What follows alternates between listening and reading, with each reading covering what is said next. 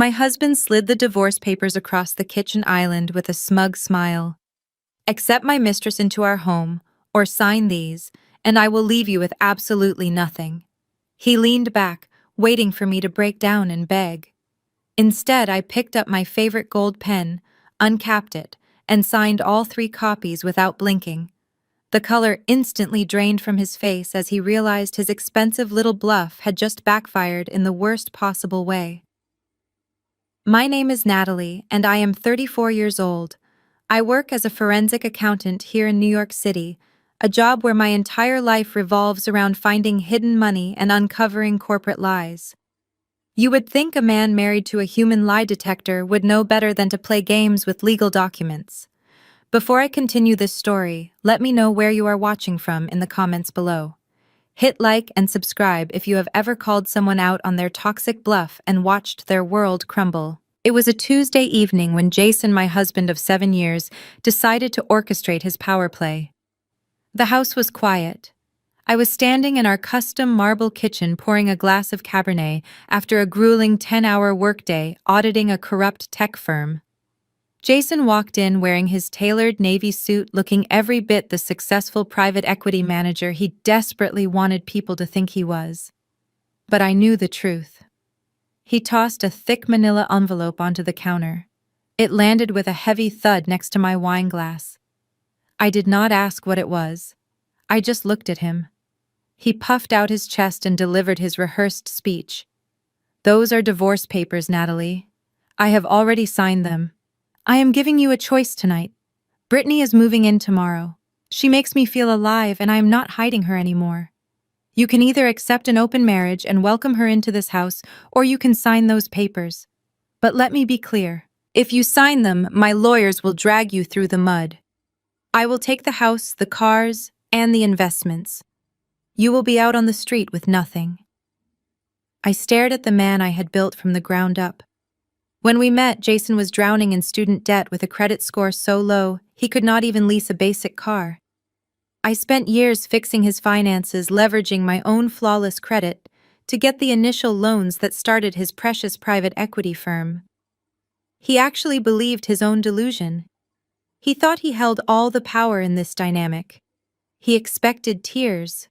He expected me to fall to my knees, terrified of losing my luxurious lifestyle, and agree to let his 23-year-old assistant sleep in the guest room.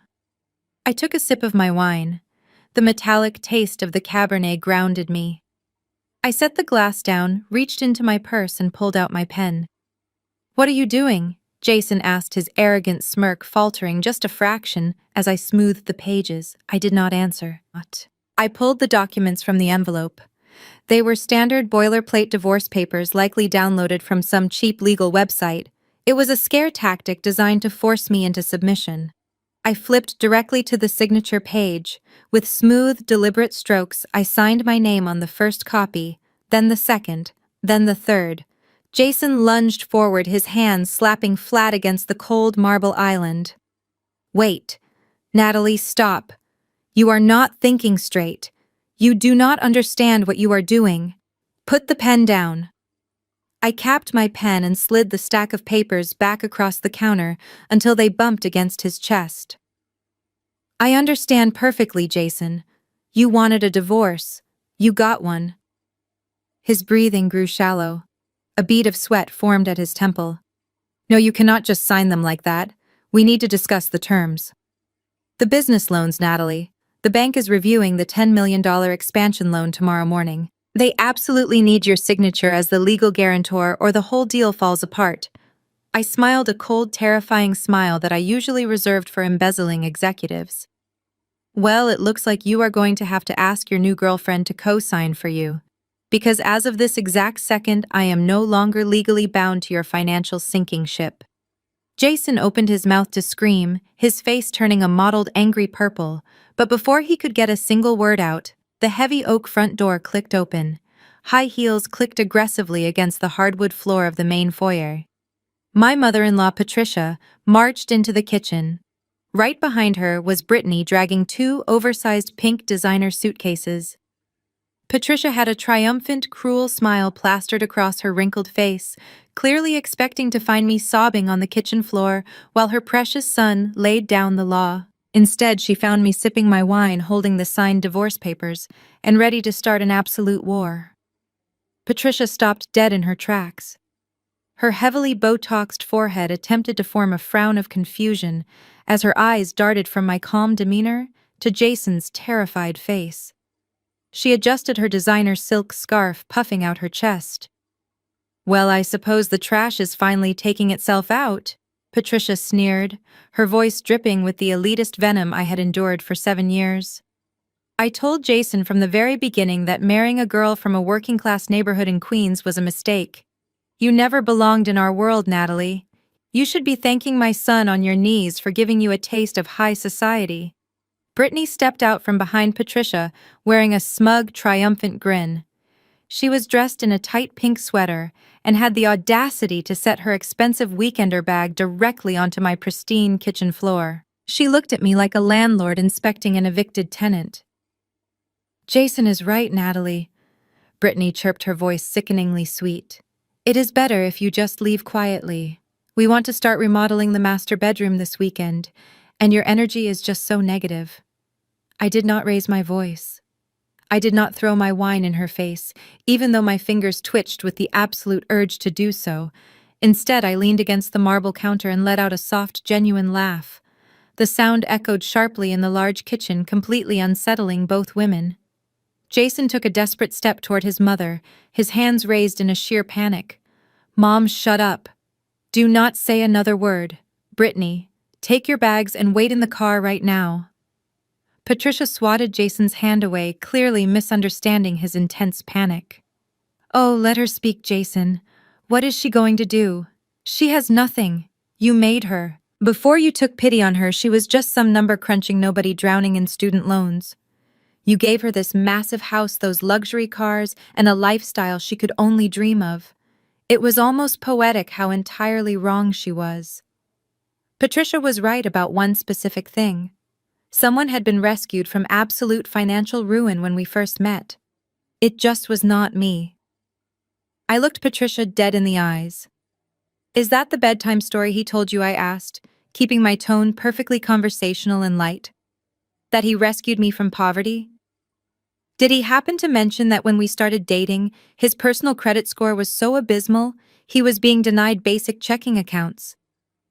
Did he tell you about the mountain of high-interest credit card debt I paid off using my own corporate salary just so he would not have to declare bankruptcy at 28 years old?" Patricia scoffed loudly, crossing her arms defensively. "That is a ridiculous lie. Jason is a recognized financial genius. He manages a highly successful private equity firm." I nodded slowly, taking another sip of my wine. "Yes, he manages it. But I funded it. I secured the initial seed money. I co-signed every single commercial lease, including the one for his fancy corner office downtown, because absolutely no bank would touch him without my pristine financial history backing his name. And this house, the one Brittany desperately wants to remodel, the mortgage is entirely in my name. Patricia." Brittany's smug smile began to slip rapidly. She looked at Jason for reassurance, but Jason was pacing the length of the kitchen, frantically rubbing the back of his neck, his face pale and slick with nervous sweat. I picked up the 3 copies of the signed divorce papers and walked slowly around the kitchen island. My heels clicked against the floor, mirroring the aggressive entrance Patricia had made just moments ago. I stopped right in front of my mother-in-law and shoved the heavy stack of papers directly into her chest, forcing her to grab them or let them fall to the floor. "Here you go, Patricia," I said cheerfully. "Your precious boy wanted a divorce and I gave it to him. Fast, efficient, and completely legally binding." Patricia looked down at the documents, her arrogant expression returning as she saw my fresh ink signature. "See?" she told Jason proudly. "I told you she would fold under pressure. Now we can finally get her out of our hair and you can keep your assets intact." Jason let out a sound that was half sob, half scream. "Mom, you absolute idiot! The bank is reviewing the $10 million expansion loan tomorrow morning. They need her signature. I smiled at him. I smiled at Patricia. I smiled at the mistress who had absolutely no idea she had just moved onto a rapidly sinking ship. That is exactly right, I whispered, watching the harsh reality finally crash down on them. Jason leveraged his entire firm on that new commercial loan, a loan that was strictly contingent on my signature as the legal guarantor. Without me, the bank will pull the funding immediately, which means at exactly midnight tonight, your golden boy defaults on all his existing business debt. I did not wait around to watch Jason try to explain his financial ruin to his mother and his mistress. I turned my back on them, leaving the kitchen in dead silence, and walked up the grand curved staircase. I walked into the master bedroom, the room Brittany had just gleefully announced she was going to remodel, and pulled my sleek carry-on suitcase from the closet. I did not bother packing the designer dresses or the expensive jewelry Jason had bought me over the years to assuage his own guilt. I packed my laptop, my financial ledgers, my passport, and enough comfortable clothes to last a few days. Heavy footsteps pounded up the stairs. Jason burst into the bedroom, his face slick with sweat. His previous arrogance had vanished, replaced by a desperate, ugly rage. He pointed a shaking finger at me as I zipped up my suitcase. "You are not going anywhere," he screamed. "You think you can just sign a piece of paper and walk away? I am the one who built this life. I will call the bank right now and freeze every single credit card in your wallet. I will freeze the joint checking accounts. You will not even be able to book a hotel room tonight. You will be sleeping in your car." I pulled the handle of my suitcase up and walked past him. Jason grabbed my arm, trying to stop me, but I ripped it out of his grasp with a fierce glare that made him step back. I walked out to the landing at the top of the stairs. Down below, Patricia and Brittany were huddled together in the foyer, looking up at us with wide, panicked eyes. I pulled my cell phone from my pocket and unlocked the screen. "You cannot freeze my credit cards, Jason," I said loudly, ensuring my voice carried down the stairs. "Because those are my credit cards. You are just an authorized user." An authorized user I removed from all accounts during my lunch break today. But speaking of freezing things, I think you need a quick reminder about who actually owns the infrastructure of this beautiful estate you plan to keep. I opened the smart home application on my phone. Jason had always loved the fact that our house was fully automated, boasting to his friends about the state-of-the-art technology. But because his credit was garbage when we bought the system, the master administrative account was registered strictly under my email and my biometric data. First, I tapped the screen to turn off the main water valve. A soft mechanical clunk echoed through the walls as the pipes depressurized. Next, I accessed the central HVAC system and disabled the thermostat, locking it completely. The gentle hum of the central air conditioning died instantly. Jason stared at me, his chest heaving slowly, realizing what I was doing. "Natalie, do not do this," he warned, his voice shaking. Finally, I opened the security tab. I initiated a system-wide lock on all the exterior smart doors and gates, changing the master passcode. Then I pressed the master power disconnect. The entire house plunged into absolute darkness. The massive crystal chandelier above the foyer went black. The exterior landscape lighting shut off. The only illumination came from the pale moonlight filtering through the large windows and the cold glow of my phone screen. Patricia shrieked in the dark downstairs, clinging to Brittany. "Good luck with the remodel," I said. I navigated the dark stairs perfectly, knowing every inch of the home I had paid for.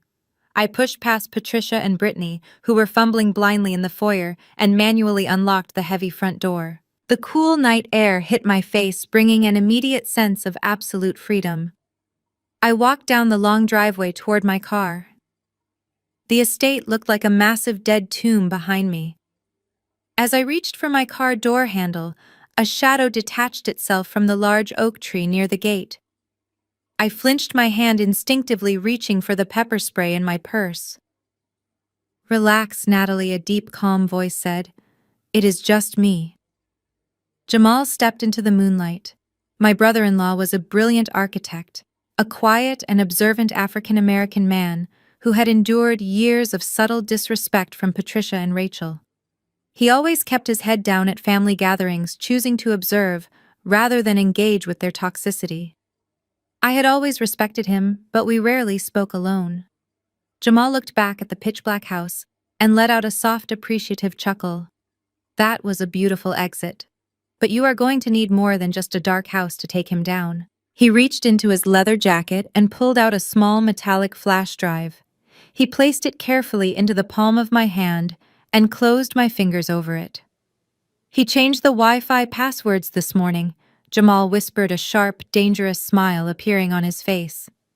But he forgot I was the one who hardwired the interior security cameras when you two renovated. I backed up the central server before he could wipe it. Burn him. I closed my fingers around the cool metal of the flash drive. Thank you, Jamal, I said quietly. He gave a single curt nod and stepped back into the shadows of the large oak tree, melting away into the darkness. I got into my car, locked the doors, and drove away from the dark, silent estate. I did not shed a single tear as the iron gates closed behind me. Instead, a strange electric sense of exhilaration coursed through my veins. Jason thought he was casting me out into the cold, but he had merely unchained me. I did not drive to a cheap roadside motel or call a friend to sleep on their couch, which was exactly what my arrogant husband probably expected me to do. I merged onto the highway and drove straight into the heart of Manhattan, pulling up to the valet stand at one of the most exclusive luxury hotels in the city. I walked directly to the reception desk, my head held high, and booked their premier penthouse suite for the rest of the week.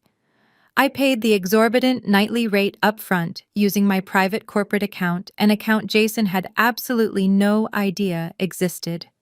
The concierge handed me the heavy brass keycard, treating me with the profound respect and courtesy my husband had not shown me in years. Once inside the sprawling, elegantly furnished suite, I dropped my suitcase near the door. The room offered a breathtaking panoramic view of the city skyline, a glittering reminder of the power and wealth I navigated every single day in my career. I poured myself a glass of sparkling water from the minibar, walked over to the massive mahogany writing desk, and set up my laptop. I took a deep breath, plugging Jamal's flash drive into the USB port. A folder instantly popped up on my screen. It contained dozens of high-definition video files, all neatly stamped over the course of the last 3 months. Jamal had been thorough. I clicked on the most recent file, which had been recorded just 2 days ago in Jason's home office. The video loaded perfectly, and the hidden microphone picked up the audio with crystal clarity. Jason was sitting behind his expensive custom desk, and Brittany was perched on his lap, her arms wrapped around his neck. But they were not just being inappropriately affectionate. They were leaning forward intently, studying a complex spreadsheet on his computer monitor. Once she signs the papers, we wire the rest of the equity to the shell company in the Cayman Islands, Jason said, his voice echoing from my laptop speakers. I have already started moving the liquid cash out of the joint accounts. By the time her lawyers try to audit my business, it will look like the firm took a massive market hit and the money is just gone. She will not get a single dime of the real assets, and she is too stupid to look past the surface numbers. Brittany giggled, kissing his cheek. You are so brilliant, baby. She is going to be so broke she will have to move back to Queens. I leaned back in my plush leather chair, a slow, predatory smile spreading across my face. Jason was an absolute fool. He truly thought he was playing a brilliant game of high-level financial chess, completely forgetting that he was married to a senior forensic accountant. Moving massive amounts of liquid cash across international borders right before initiating a hostile divorce was not just a dirty trick to starve a spouse of resources. It was a severe federal crime. He had just handed me the exact weapon I needed to destroy his entire career, neatly packaged on a silver platter. My cell phone buzzed violently on the desk, shattering the quiet elegance of the penthouse. It was a text message from Jason. I picked up the phone and opened the notification. He had sent a screenshot of our primary joint savings account. The balance, which had held nearly $200,000 just yesterday morning, now read $0.00. Below the image was a taunting, vicious message. "Good luck paying for a hotel tonight, Natalie. I warned you I would take everything. Have fun sleeping in your car." He really thought he had cornered me. I opened my photo gallery and selected a very specific screenshot I had saved for a rainy day. It was a highlighted section of the IRS tax code, specifically the federal statutes regarding pre-divorce asset dissipation, wire fraud, and the penalties for hiding marital funds. I attached the image to our text thread and typed a single sentence. "I hope you kept the receipts, Jason, because transferring marital funds to an offshore shell company 24 hours before filing for divorce triggers an automatic federal flag with the IRS." I hit send, tossed my phone onto the king-sized bed, and went to take a long hot shower, knowing he was currently having a massive panic attack in the dark. I woke up the next morning feeling more rested than I had in years. The plush king-sized bed of the penthouse was a welcome change from the tense atmosphere of the home I had just left. I ordered a lavish room service breakfast, enjoying fresh fruit and freshly brewed coffee while looking out over the bright Manhattan skyline. I opened my phone fully expecting to see a massive barrage of angry text messages and missed calls from Jason. Instead, the very first notification that popped up on my screen was a social media alert. It was an Instagram live video notification from Brittany. I clicked on her public profile, honestly curious about how they had survived the night without power, water, or climate control. Apparently, Jason had managed to get a noisy emergency gas generator running because Brittany was in the middle of a grand sweeping house tour. "Hey guys, welcome to my gorgeous new home," she cooed into the camera, spinning around in my expansive walk-in closet. She was actively wearing my custom-tailored silk robe, the exact one I had purchased during an anniversary trip to Milan. "Look at all this incredible space. We are totally gutting this archaic room and turning it into my personal glam studio next week." She paraded confidently through the upstairs hallway, showing off the master bathroom and the sweeping hardwood staircase to her hundreds of followers. She did not seem to care or even realize that she was broadcasting herself trespassing in a home she had absolutely no legal right to inhabit. She even held up one of my vintage designer handbags, claiming her amazing new boyfriend had just gifted it to her as a welcome home present. I took deliberate, clear screenshots of every single frame where she displayed my personal property. For a forensic accountant, social media is not just an entertainment platform. It is a highly effective, publicly accessible catalog of completely admissible evidence. Just as Brittany ended her foolish live broadcast, a new email chimed loudly in my professional inbox. It was marked urgent and highly confidential. The sender was a senior partner at a notoriously aggressive, high-priced family law firm located in the city. Jason had wasted absolutely no time. I opened the email and skimmed through the dense, intimidating legal jargon. The attorney, a man widely known for bullying spouses into unfair settlements, laid out Jason's completely absurd demands. Because I had allegedly abandoned the primary marital residence, Jason was immediately seeking exclusive legal occupancy of the estate. But he did not stop there. The lawyer aggressively demanded 80% of all marital assets, claiming Jason was the primary breadwinner, and that my highly specialized career was merely a supplementary, insignificant income. He threatened to drag my name through a brutal, highly public trial.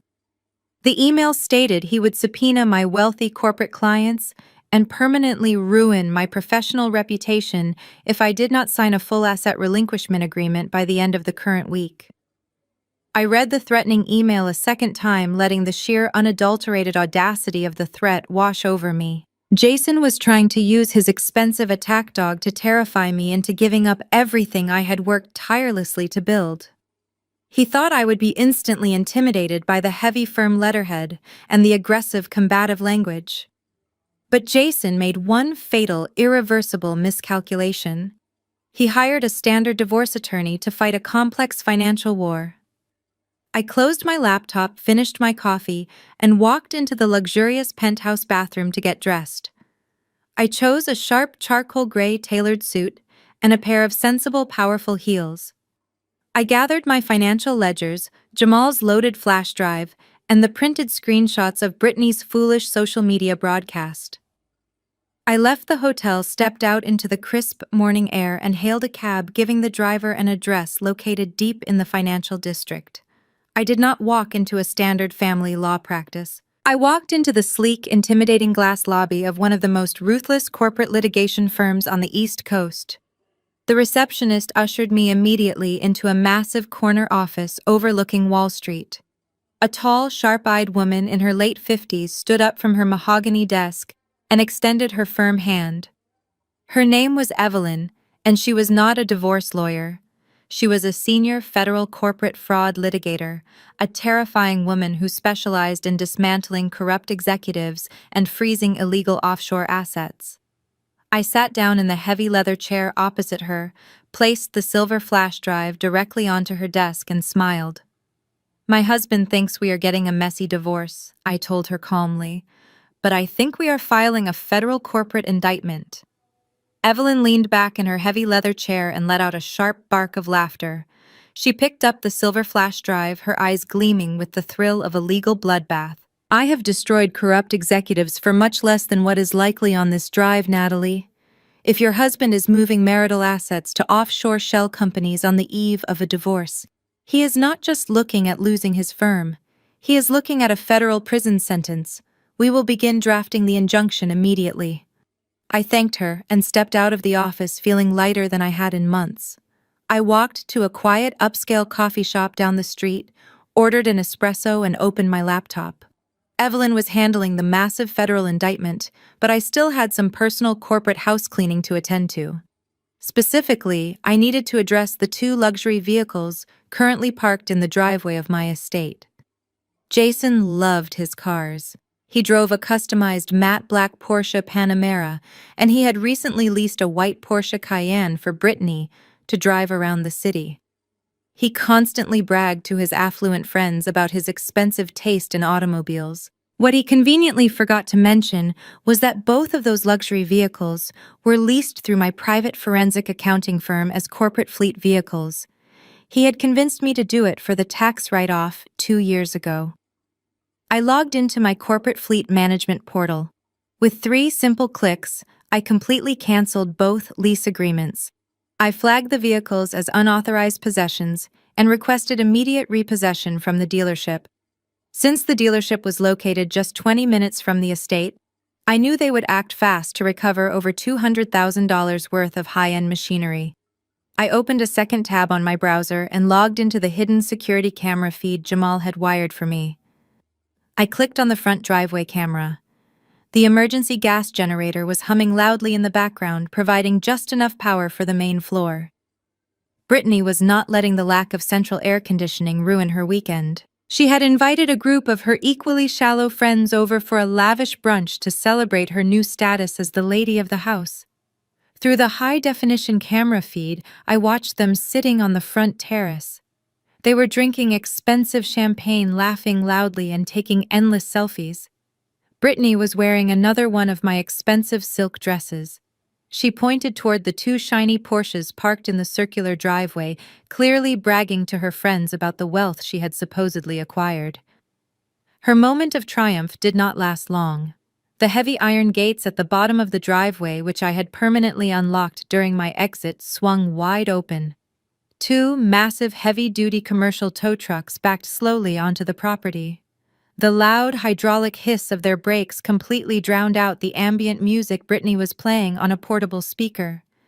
Brittany and her friends stopped laughing. They stood up from their patio chairs, holding their champagne flutes, watching in absolute confusion as 4 burly men in bright yellow safety vests hopped out of the trucks. The men did not hesitate. They moved with practiced efficiency, unspooling thick metal cables and attaching them directly to the front axles of the black Panamera and the white Cayenne. I turned up the volume on my laptop. Brittany ran down the front steps, her high heels clicking frantically on the stone pavers.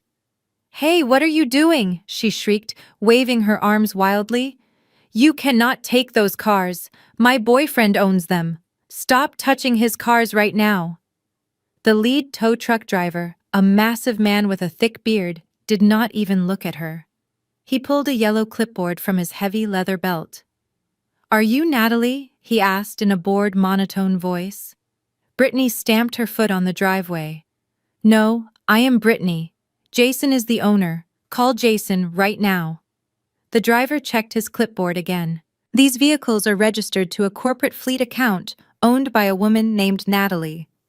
The corporate leases were canceled this morning. The owner authorized immediate recovery. If you interfere with the repossession of these corporate assets, lady, I am calling the police." Brittany turned pale. Her friends were standing on the terrace whispering to each other and recording the entire humiliating scene on their cell phones. Brittany pulled out her phone, her hands shaking violently, and began frantically dialing Jason's number. She screamed into the phone as the heavy hydraulic winches engaged with a loud mechanical grinding noise. I took a slow, satisfying sip of my espresso. I watched through the camera feed as Jason's prized dual Porsches were dragged forcefully onto the flatbeds and driven away, leaving his mistress crying in the driveway in front of her extremely judgmental friends. My espresso was still warm when my cell phone began to vibrate violently across the small cafe table. I glanced at the screen. The caller ID flashed Jason's name in bold letters. He had finally received the frantic phone call from his humiliated mistress. I took a deep breath, let the phone ring 3 more times to let his anxiety peak, and then swiped to answer. "Are you out of your completely psychotic mind?" Jason screamed into the receiver. His voice was so loud and shrill that a businessman sitting 2 tables away actually turned his head to look at me. I kept my expression entirely neutral. "Good morning to you too, Jason," I replied smoothly.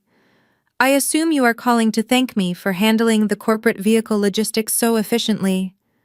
"Do not play games with me, Natalie," he snarled, his breath hitching with genuine panic. "Those tow truck drivers refused to listen to Brittany. They dragged my Panamera away in front of half a dozen people. Do you have any idea how much money I put into custom detailing that car? You had absolutely no legal right to touch those leases." I set my coffee cup down and leaned closer to the phone. "Actually, Jason, I had every legal right. Those vehicles were registered to my forensic accounting firm. You were merely an authorized driver under a corporate umbrella policy that I terminated at 9 o'clock this morning. If you wanted to keep the cars, you should have leased them under your own private equity firm. Oh wait, you could not do that because your business credit is currently circling the drain." He let out a string of vicious curses. He was hyperventilating, entirely unable to construct a logical counter-argument because he knew I possessed the paperwork to prove every single word. He tried to yell something else, but there was a sudden scuffle on the other end of the line. I heard Brittany crying in the background, and then the sound of the phone being aggressively snatched away from him. "Listen to me, you vindictive, pathetic woman!" a new voice hissed through the speaker. It was Rachel, my entitled sister-in-law. She had clearly rushed over to the estate the moment Brittany started having her meltdown. "Hello, Rachel," I said, leaning back in my chair. "It is always a pleasure to hear from you. How is your husband, Jamal?" "Do not you dare bring my husband into this," Rachel snapped. She hated when anyone reminded her of Jamal, mostly because she resented his quiet intelligence and the fact that he saw right through her family's toxic facade. "What you did today was absolutely despicable, Natalie. Brittany had guests over, important guests. You intentionally humiliated my brother in front of his new girlfriend's entire social circle." I smiled at the sheer absurdity of her outrage. "Rachel, your brother brought his 23-year-old assistant into my home and demanded I accept an open marriage. I think we passed the point of avoiding humiliation a long time ago." Rachel scoffed loudly, her tone dripping with the same elitist venom her mother possessed. "Oh, please. Jason is a highly successful, handsome man. Men like him have needs. You are just a boring, rigid accountant who cared more about spreadsheets than giving him a proper family. You should be grateful he stayed with you as long as he did. Now you are just throwing a jealous tantrum over a couple of cars because you cannot handle the fact that he upgraded to someone younger and prettier." I let her rant, recording the call with a simple tap on my screen. Is that the official family consensus? I asked mildly. It is the absolute truth. Rachel sneered, her voice rising in pitch as she felt the desperate need to inflict emotional pain. You think towing those cars makes you a winner? You think you are hurting us. You are absolutely nothing, Natalie. In fact, you are already completely replaced. She was gaining momentum, her arrogance completely overriding her common sense. If you must know, Mom is making sure the entire world knows Jason is done with your dead weight. She is hosting a massive exclusive dinner party tomorrow night. We rented out the main dining room at the Oakbrook Country Club. The entire elite social circle will be there, and Mom is officially introducing Brittany as Jason's new partner. I sat perfectly still. The ambient noise of the coffee shop seemed to fade away. So, go ahead and play your stupid little games with the lease agreements. Rachel continued, entirely unaware of the massive tactical error she had just made. We will be drinking vintage champagne and celebrating Jason's new life tomorrow night, while you sit alone in some depressing hotel room. Do not ever call this family again. She slammed the phone down, disconnecting the call. I lowered my phone from my ear, staring blindly at the blank screen for a few seconds. A slow, genuine smile spread across my face. Rachel had just handed me the exact coordinates for my next strike. The Oakbrook Country Club was not just any venue. It was a very specific piece of real estate that I knew intimately well. I opened my laptop and pulled up my holding company's recent acquisition files, ready to plan my outfit for tomorrow night. I pulled my laptop closer and woke up the screen, my fingers flying across the keyboard as I logged into my secure forensic accounting software. The interface loaded instantly, displaying a complex matrix of financial data, corporate ledgers, and wire transfer histories. I wanted to see exactly how Jason was funding this extravagant lifestyle, especially an exclusive membership at a place like the Oakbrook Country Club. Oakbrook was notorious for its exorbitant fees and incredibly strict admissions board. It was the kind of place where old money families went to drink scotch and judge their neighbors. I ran a targeted search on Jason's private business accounts and cross-referenced them with our recently frozen joint assets. The results popped up in bright red text. Jason had not paid his country club dues with his own money. Just 3 days before he handed me those divorce papers, he had transferred $60,000 from our joint high-yield savings account to prepay his annual membership and secure the main dining room for tomorrow night. He was literally funding his grand societal debut with his mistress, using my hard-earned money. But that was not even the best part. I opened a second window and accessed the encrypted server of my own private investment firm. Jason and his elitist mother loved to parade around Oakbrook, treating the waitstaff poorly and acting like they owned the manicured golf courses. They were completely oblivious to the actual corporate ownership structure of the club. Oakbrook had fallen on incredibly hard financial times 2 years ago, quietly facing bankruptcy. To save the establishment, the board of directors had sold a majority stake to a private holding company. I pulled up the legal acquisition documents. The holding company was Vanguard Horizon Investments. I am the sole founder and managing partner of Vanguard Horizon. I control 65% of the voting shares for the Oakbrook Country Club. Patricia thought she was renting the most exclusive dining room in the city to publicly humiliate me. She had absolutely no idea she was actually renting it from her despised daughter-in-law. I was essentially her landlord. My cell phone vibrated on the desk, interrupting my satisfying discovery. It was an encrypted text message from Jamal. My brother-in-law was currently trapped at the estate enduring a frantic family meeting as Patricia finalized the details for her grand event. I opened the message. Jamal had sent me a series of high-resolution photographs. The first image was the official guest list. Patricia had invited 40 of the most influential people in Jason's social and professional circle. There were wealthy investors, local politicians, and prominent real estate developers. These were the exact people Jason desperately needed to impress if he wanted to secure new funding for his failing equity firm. The second photograph Jamal sent was the meticulous seating chart Patricia had drawn up. She had designed a massive sweeping U-shaped table arrangement. At the very center, the absolute focal point of the room, she had placed herself, Jason, and Brittany. It was a clear, undeniable statement to high society that Brittany was the new fully accepted matriarch in training. A final text bubble popped up from Jamal. He wrote, "They are planning a massive toast at 8 o'clock to celebrate Jason's new chapter. They are entirely ready to publicly drag your name through the mud to justify his affair. I thought you should know the battlefield layout. Show them who actually owns the war." I stared at the seating chart, my mind working 10 steps ahead. This was no longer just a messy family dispute. This was a highly calculated public relations strike against my reputation. Jason and Patricia wanted to use this dinner to paint me as the villain, ensuring Jason kept his investors happy while he paraded his new trophy around the room. I picked up my cell phone and dialed a private unlisted phone number. It rang twice before a polished voice answered.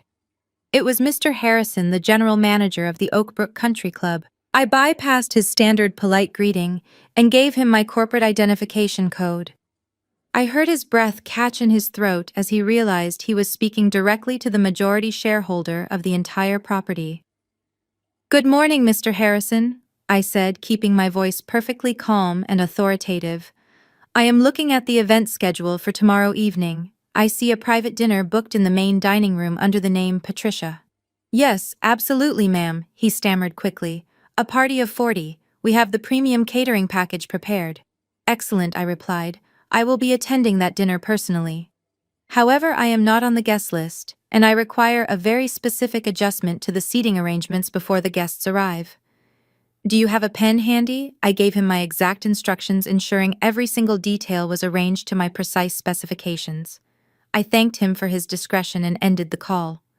Rachel wanted me to sit alone and cry in my hotel room. Instead, I was going to crash their elite dinner party and turn Jason's high society debut into a spectacularly public execution. I stepped out of my black car and looked up at the imposing stone facade of the Oakbrook Country Club. The valet rushed to open the heavy doors, his eyes widening as he recognized me. I wore a stunning emerald green evening gown paired with diamond stud earrings and a quiet confidence that radiated through the lobby. I could hear a string quartet playing in the distance. I walked past the crystal chandeliers, heading straight for the double doors of the main dining room. 2 waiters pulled the doors open for me. The room dropped to an absolute dead silence the moment I crossed the threshold. 40 pairs of eyes turned to stare at me. The room was decorated with towering floral arrangements and flickering candles. At the center of the massive seating arrangement sat my soon-to-be ex-husband, flanked by his mother and his mistress. Jason dropped his fork onto his plate with a loud clatter. His jaw actually fell open. Patricia stiffened in her chair, her face turning a dangerous shade of red. But my eyes went directly to Brittany. She was wearing a completely inappropriate red dress. Resting against her collarbone was the custom diamond teardrop necklace Jason had bought for our 5th anniversary. He had taken it from my jewelry box before locking me out. I did not flinch. I showed absolutely no anger. I simply glided across the plush carpet toward the head of the table. The wealthy guests watched me with a mixture of shock and intense curiosity. They knew exactly who I was. They were holding their breath, waiting for a massive scene. "What are you doing here?" Jason hissed, his voice trembling as he stood up from his chair. "You are not on the guest list, Natalie. Get out right now before I have you thrown out." I ignored him completely. I looked down at the empty chair situated directly across from him. During my private phone call with Mr. Harrison, I had requested that one additional place setting be added to the exact center of the table, directly in their line of fire. Rachel leaned forward, her face contorted with pure spite. "You have a lot of nerve showing your face here after stealing my brother's cars. You are pathetic." Before Rachel could continue her tirade, a tall figure stood up from the far end of the table. It was Jamal. He ignored his wife's sharp gasp of outrage. He walked calmly down the length of the massive table, his expression completely unreadable, and pulled the empty chair out for me. He gestured for me to sit with a slight respectful bow of his head.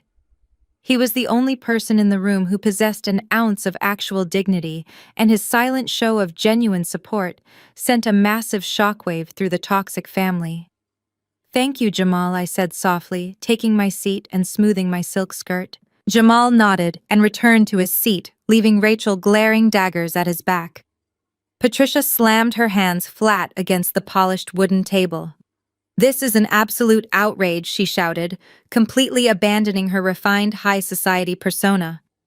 She stood up quickly, knocking her crystal wine glass over in the frantic process. A dark red stain spread rapidly across the pristine white tablecloth. "I will not allow this jealous, vindictive woman to ruin my son's special evening," Patricia yelled, her voice echoing off the high ceiling. She waved frantically at a group of waitstaff standing nervously near the kitchen entrance. "Get the manager! Get Mr. Harrison immediately! I want this arrogant woman forcibly removed from the premises right now." The string quartet had completely stopped playing their instruments. The elegant room was so incredibly quiet you could hear a pin drop. The heavy wooden doors opened again, and Mr. Harrison, the general manager of the exclusive club, walked swiftly into the dining room, flanked by two large security guards. He looked incredibly nervous, his hands clasping tightly in front of his suit jacket. Patricia pointed a shaking finger directly at me. "Mr. Harrison, thank goodness you are here. This woman violently crashed my private event.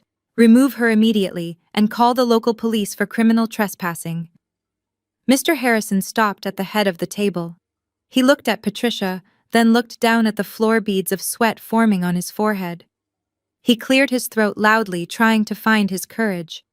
"I am terribly sorry, Patricia," Mr. Harrison said, his voice echoing loudly in the silent, tense room. "But I absolutely cannot remove her from the premises tonight or any other night. Natalie is the founder of Vanguard Horizon Investments. She is the new majority shareholder of the Oakbrook Country Club. You are currently sitting in her dining room." Patricia sank slowly back into her chair, her mouth opening and closing like a fish out of water. The rich, vibrant color that had flushed her face just moments ago completely vanished, leaving her looking pale and suddenly very old. Jason stared at Mr. Harrison, then slowly turned his gaze toward me. The murmurs among the 40 elite guests grew into a loud, undeniable buzz. These were ruthless business people, and they instantly understood the massive power shift that had just occurred. I was no longer the discarded wife. I was the landlord. Mr. Harrison gave a stiff, formal bow and backed out of the room, leaving the heavy mahogany doors closed behind him. The silence that followed his departure was thick and suffocating. Brittany looked completely lost, her eyes darting between Jason and Patricia, clearly not understanding the corporate magnitude of what Vanguard Horizon Investments actually meant. She just knew they were losing. But Jason was a man whose entire identity was built on aggressive arrogance and public perception. He could not allow his potential investors to see him humiliated. He had to regain control of the narrative immediately. He took a deep breath, puffed out his chest, and forced a loud, artificial laugh that echoed awkwardly across the dining room. "Well," Jason said, picking up his crystal champagne flute and tapping it lightly with his butter knife. The clear, ringing sound cut through the murmurs of the crowd. He raised the glass high in the air, plastering on a fake, confident smile. "I suppose we should raise a glass to my soon-to-be ex-wife. It is incredibly heartening to see that the little accounting firm I helped her start is finally seeing some modest returns." Rachel let out a forced, high-pitched giggle, trying desperately to support her brother's fragile ego. Jamal simply shook his head in silent disgust, swirling the water in his glass. Jason looked around the room, making direct eye contact with the wealthy real estate developers and politicians he had invited. He was playing the role of the magnanimous, successful businessman who was simply too wealthy to care about petty disputes. "As you all know," Jason continued, his voice projecting loudly, "this dinner is not about the past. It is about the future. I invited you all here tonight to officially introduce the brilliant, beautiful woman sitting to my right. Brittany has brought a new light into my life, and we are incredibly excited for the next chapter. In fact, to celebrate our new beginning, I have decided to keep the estate in the Hamptons. We will be spending our entire summer there, completely redesigning the $4 million beachfront property to serve as our primary weekend getaway.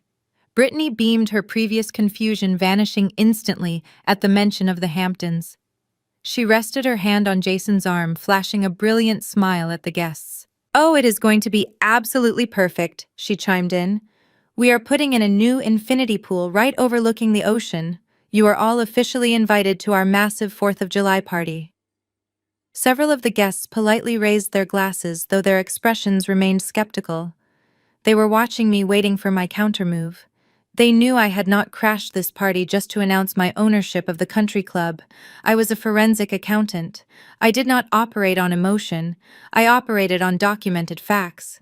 I let Jason bask in his fabricated glory for exactly 10 seconds. I let him paint a beautiful, expensive picture of his future for all his investors to see. Then I unclasped my elegant evening bag. I reached inside and pulled out a thick, heavy manila envelope. I stood up from my chair. The rustle of my silk gown was the only sound in the room as I walked slowly around the edge of the massive table. I stopped right behind Jason's chair. He stiffened, refusing to look back at me. I reached over his shoulder and dropped the thick manila envelope directly onto the center of his pristine china dinner plate. It landed with a loud, heavy smack, narrowly missing his expensive filet mignon. "What is this?" Jason hissed through clenched teeth, keeping his fake smile plastered on his face for the benefit of his audience. "That is your reality check, Jason," I said, my voice carrying clearly across the silent room. "You really should not invite investors to a 4th of July party at a house you no longer control." Brittany frowned, her hand dropping from Jason's arm. "What are you talking about?" she demanded. I leaned in slightly, ensuring every single person at the table could hear my exact words. "I am talking about the fact that your precious $4 million Hamptons getaway went into severe default 3 weeks ago. As of this morning, that property is officially in active foreclosure." Jason stared directly up at me, his eyes wide with a sudden mixture of sheer rage and absolute disbelief. He snatched the thick manila envelope off his dinner plate, his hands shaking so violently that he nearly knocked over his water glass. He tore the top of the envelope open, ripping the thick paper in his frantic haste. He pulled out the stack of legal documents, his eyes darting frantically across the dense paragraphs and official red stamps. "What kind of sick joke is this?" he demanded, his voice cracking slightly as he flipped to the second page. "We pay our mortgage through a private equity trust. I set that up myself 5 years ago to protect our assets from personal liability. It is completely shielded. You cannot possibly foreclose on a shielded trust." I remained standing behind his chair, looking down at him with an expression of absolute pity. I looked out at the 40 wealthy guests, ensuring they were hanging on my every word. "Jason," I said softly, "read the name of the private equity firm holding the master deed. Read it out loud for your investors to hear." He glared at me, his chest heaving, but he looked back down at the heavy legal document in his trembling hands. His eyes scanned the header. "The master deed is held by Orion Capital Partners," he read, his voice dropping to a harsh whisper. He looked up at me, his face completely blank. "So what?" he asked, trying to sound defiant. "It is a private lender. I have a guaranteed fixed rate. I have not missed a single payment." I shook my head slowly, letting a sharp, cold smile touch my lips. "No, Jason. You have not made a single payment in 5 years. You just thought you did, because you never actually read the limited liability contracts you signed when you bought that beach house. You were so eager to show off your wealth to your friends that you let me handle all the tedious financial paperwork. You let me structure the holding company.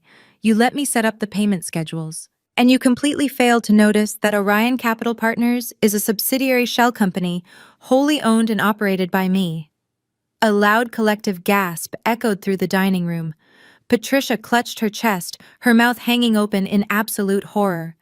Brittany sat frozen in her chair, looking like she was suddenly going to be violently physically sick.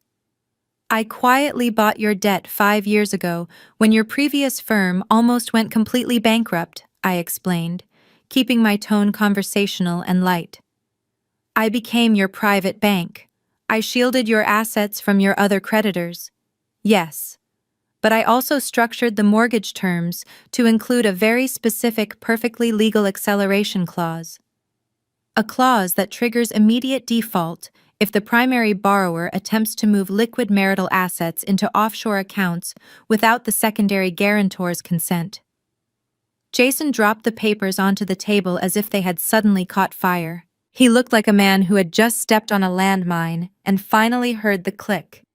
"You set me up," he whispered, his voice trembling with a terrifying realization. "You planned this. You have been waiting for me to make a mistake for 5 years. I did not set you up." "Jason," I corrected him firmly. "I simply built a safety net for myself because I knew exactly who I married. I knew your arrogance would eventually lead you to do something incredibly stupid. I just did not realize your ultimate mistake would involve bringing a 23-year-old assistant into my kitchen and demanding an open marriage. But I suppose I should thank you. You gave me the exact legal leverage I needed to execute the acceleration clause." I walked slowly back toward my seat, letting the heavy silence of the room press down on him. The wealthy investors were now looking at Jason not with respect, but with absolute disgust and pity. He was not a brilliant financial genius. He was merely a catastrophic liability waiting to finally explode. I stopped beside my chair and picked up my elegant evening bag. I stood tall, straightened my shoulders, and looked directly into Jason's terrified, truly desperate eyes. "The default notice is now officially and legally active," I told him, my voice ringing out with absolute, undeniable authority. "The terms of your private mortgage are extremely clear. You have exactly 24 hours to pay the $4 million balance in full. If the entire amount is not wired into my corporate account by 8 o'clock tomorrow night, I will personally seize the property, change the locks, and auction off every single piece of expensive furniture inside. Have an absolutely wonderful dinner tonight, Jason." I turned on my heel, ready to walk out of the silent dining room and leave them to their ruined evening. But before I could take more than 2 steps toward the grand mahogany doors, chaos completely erupted behind me. The heavy silence shattered into a million pieces. The wealthy investors began murmuring loudly, several of them already pulling out their cell phones to undoubtedly cancel any pending meetings with Jason's private equity firm. Jason remained absolutely frozen in his chair, staring blankly at the foreclosure documents scattered across his dinner plate. Brittany was hyperventilating, pressing her hands against her face. "You are a liar," Rachel shrieked, jumping up from her seat so fast that her chair crashed backward onto the plush carpet. She pointed a shaking finger at my back. I stopped and turned around to face my sister-in-law. Rachel marched around the table, her face twisted with a mixture of panic and rage. "Do not listen to a single word she says," Rachel yelled, addressing the bewildered guests before turning her venom back on me. "You cannot just invent a fake shell company and steal my brother's house. That is completely illegal. Jason has the best corporate lawyers in the city. They will rip your pathetic little contract to shreds by tomorrow morning and have you arrested for fraud. You are nothing but a bitter, jealous woman throwing a tantrum because he found someone better." I opened my mouth to calmly correct her, but I did not have to. "Actually, Rachel, she is entirely correct," a deep, calm voice echoed across the room. Every single head turned. Jamal slowly stood up from his chair. He calmly buttoned his suit jacket, adjusting his cuffs with practiced precision. Rachel froze, staring at her husband as if he had just grown a second head. "Jamal, what are you doing?" Rachel hissed, her eyes wide with shock. "Sit down and shut up." Jamal did not sit down. He looked directly at Jason, his expression one of profound disappointment, and then he looked at the wealthy investors seated around the table. As a licensed architect who deals extensively with commercial real estate law, I can assure you that an acceleration clause triggered by the unauthorized transfer of marital assets is standard practice in high-yield private lending, Jamal stated, his voice projecting with effortless authority. If Jason failed to disclose his offshore wire transfers to his primary lien holder, which happens to be Natalie's firm, he breached the fiduciary covenant. The foreclosure is not just legal, it is ironclad. Rachel gasped, taking a step back from her husband. "Are you taking her side?" she demanded, her voice rising to a hysterical pitch. "You are my husband.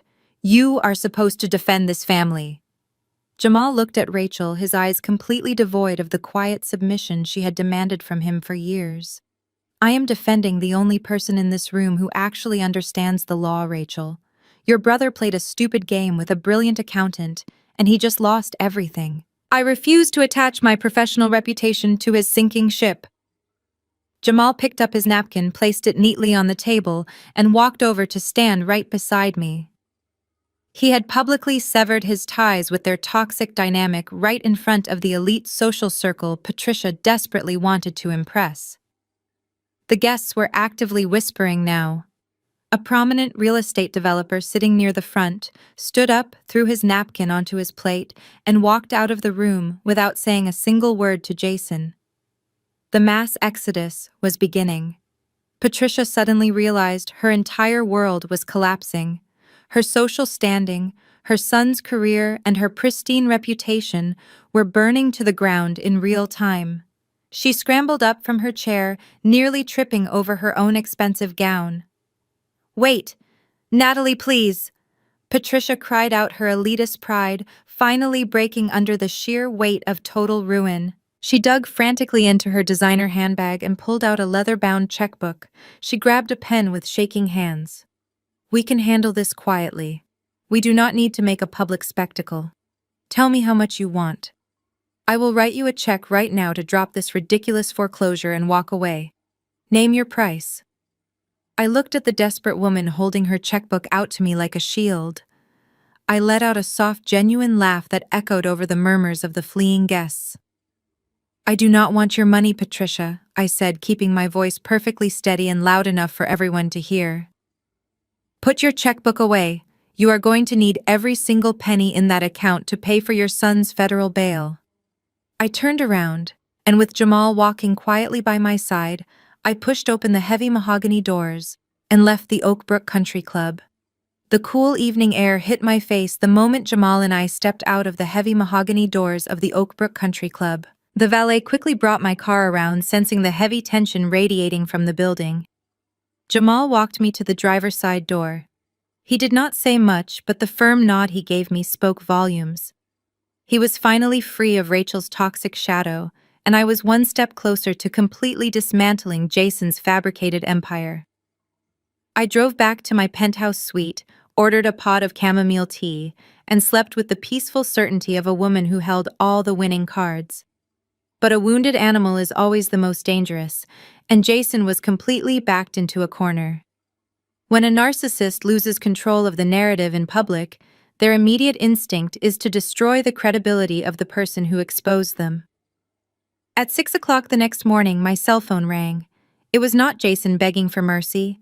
It was Evelyn, my corporate fraud litigator. I answered the phone, instantly awake. "Natalie, turn on your computer and open your email right now." Evelyn said, her tone sharp and completely strictly business. "We have a massive problem." I threw off the heavy duvet and walked quickly to my desk. I opened my secure inbox. Evelyn had forwarded me an urgent email chain from the editor of a major financial publication where I occasionally contributed expert forensic analysis. The editor was asking Evelyn for comment on a highly damaging anonymous tip they had received just an hour ago. I opened the attached files. Jason had been busy during the night. He had fabricated dozens of financial ledgers and internal memos, painstakingly formatting them to look exactly like Vanguard Horizon Investments' official documents. The fake documents painted a highly illegal picture. They falsely claimed that I had been embezzling millions of dollars from my own high-net-worth clients to secretly purchase Jason's debt and fund my lavish lifestyle. "This is a classic smear campaign," Evelyn warned through the phone. "The editor is holding the story for 24 hours because they respect your previous work, but these documents look incredibly authentic to the untrained eye. If this leaks to the wider press, your firm will face an immediate federal audit. Your clients will pull their money by tomorrow afternoon. He is trying to completely destroy your professional reputation so the courts will invalidate your foreclosure on his beach house. He wants to make me look like a bitter, corrupt ex-wife, I replied, staring at the fabricated spreadsheets. Exactly, Evelyn said. Do you want me to draft an aggressive cease and desist letter? No, I said softly, my eyes scanning the digital borders of the attached PDF files. A cease and desist letter implies we are scared of the contents. Tell the editor to hold the story for exactly 2 more hours. I am going to prove these are forged. I hung up the phone and cracked my knuckles. Jason fancied himself a financial genius, but he was fundamentally lazy. He relied on his aggressive personality to bully people, completely ignoring the meticulous details of actual corporate warfare. He thought he could just save a fake spreadsheet as a PDF and send it from an encrypted anonymous email service. He completely forgot that every digital document carries an invisible, indelible footprint called metadata. I uploaded the fake files into my firm's highly specialized digital forensic extractor. While standard investigators look at the numbers on the page, I look at the code behind the page. The software immediately began stripping away the layers of the documents. I watched the progress bar inch across my screen, sipping my black coffee. 10 minutes later, the extractor spit out a comprehensive diagnostic report. Jason had used a commercially available converter to generate the files. But because he was in a desperate panic to ruin me, he had not scrubbed the author tags. The initial document creation timestamp showed it was generated at 3 o'clock this morning. I dug deeper into the raw header data of the anonymous email the publication had forwarded to Evelyn. An encrypted email service masks your identity to the average user, but it still has to route through a physical server. Using a traceroute protocol, I bypassed the first 2 proxy servers and isolated the originating IP address. The numbers flashed across my screen. I cross-referenced the IP address with a public registry database. The result popped up instantly, bringing a massive triumphant smile to my face. The anonymous email designed to destroy my federal career had not been sent from a coffee shop or a public library. The IP address was hardwired directly to the private internal network of Jason's own equity firm. He had literally committed felony corporate defamation and cyber forgery from his own office desktop. I immediately sent the extracted IP data and the timestamp logs directly to my corporate litigator. She replied within 30 seconds, confirming she was attaching the digital evidence to our federal injunction. Jason's desperate attempt to ruin me had just handed the authorities the exact proof they needed to seal his criminal indictment. While I was finalizing his legal destruction from my luxurious penthouse, Jason was facing a completely different kind of nightmare back at the dark, powerless estate. His carefully constructed world of immense wealth and limitless privilege was rapidly crumbling, and the massive cracks in his facade were finally becoming too obvious for his young mistress to ignore. The emergency gas generator Jason had rented was sputtering and failing, leaving the massive house sweltering in the afternoon heat. There were no luxury cars in the driveway.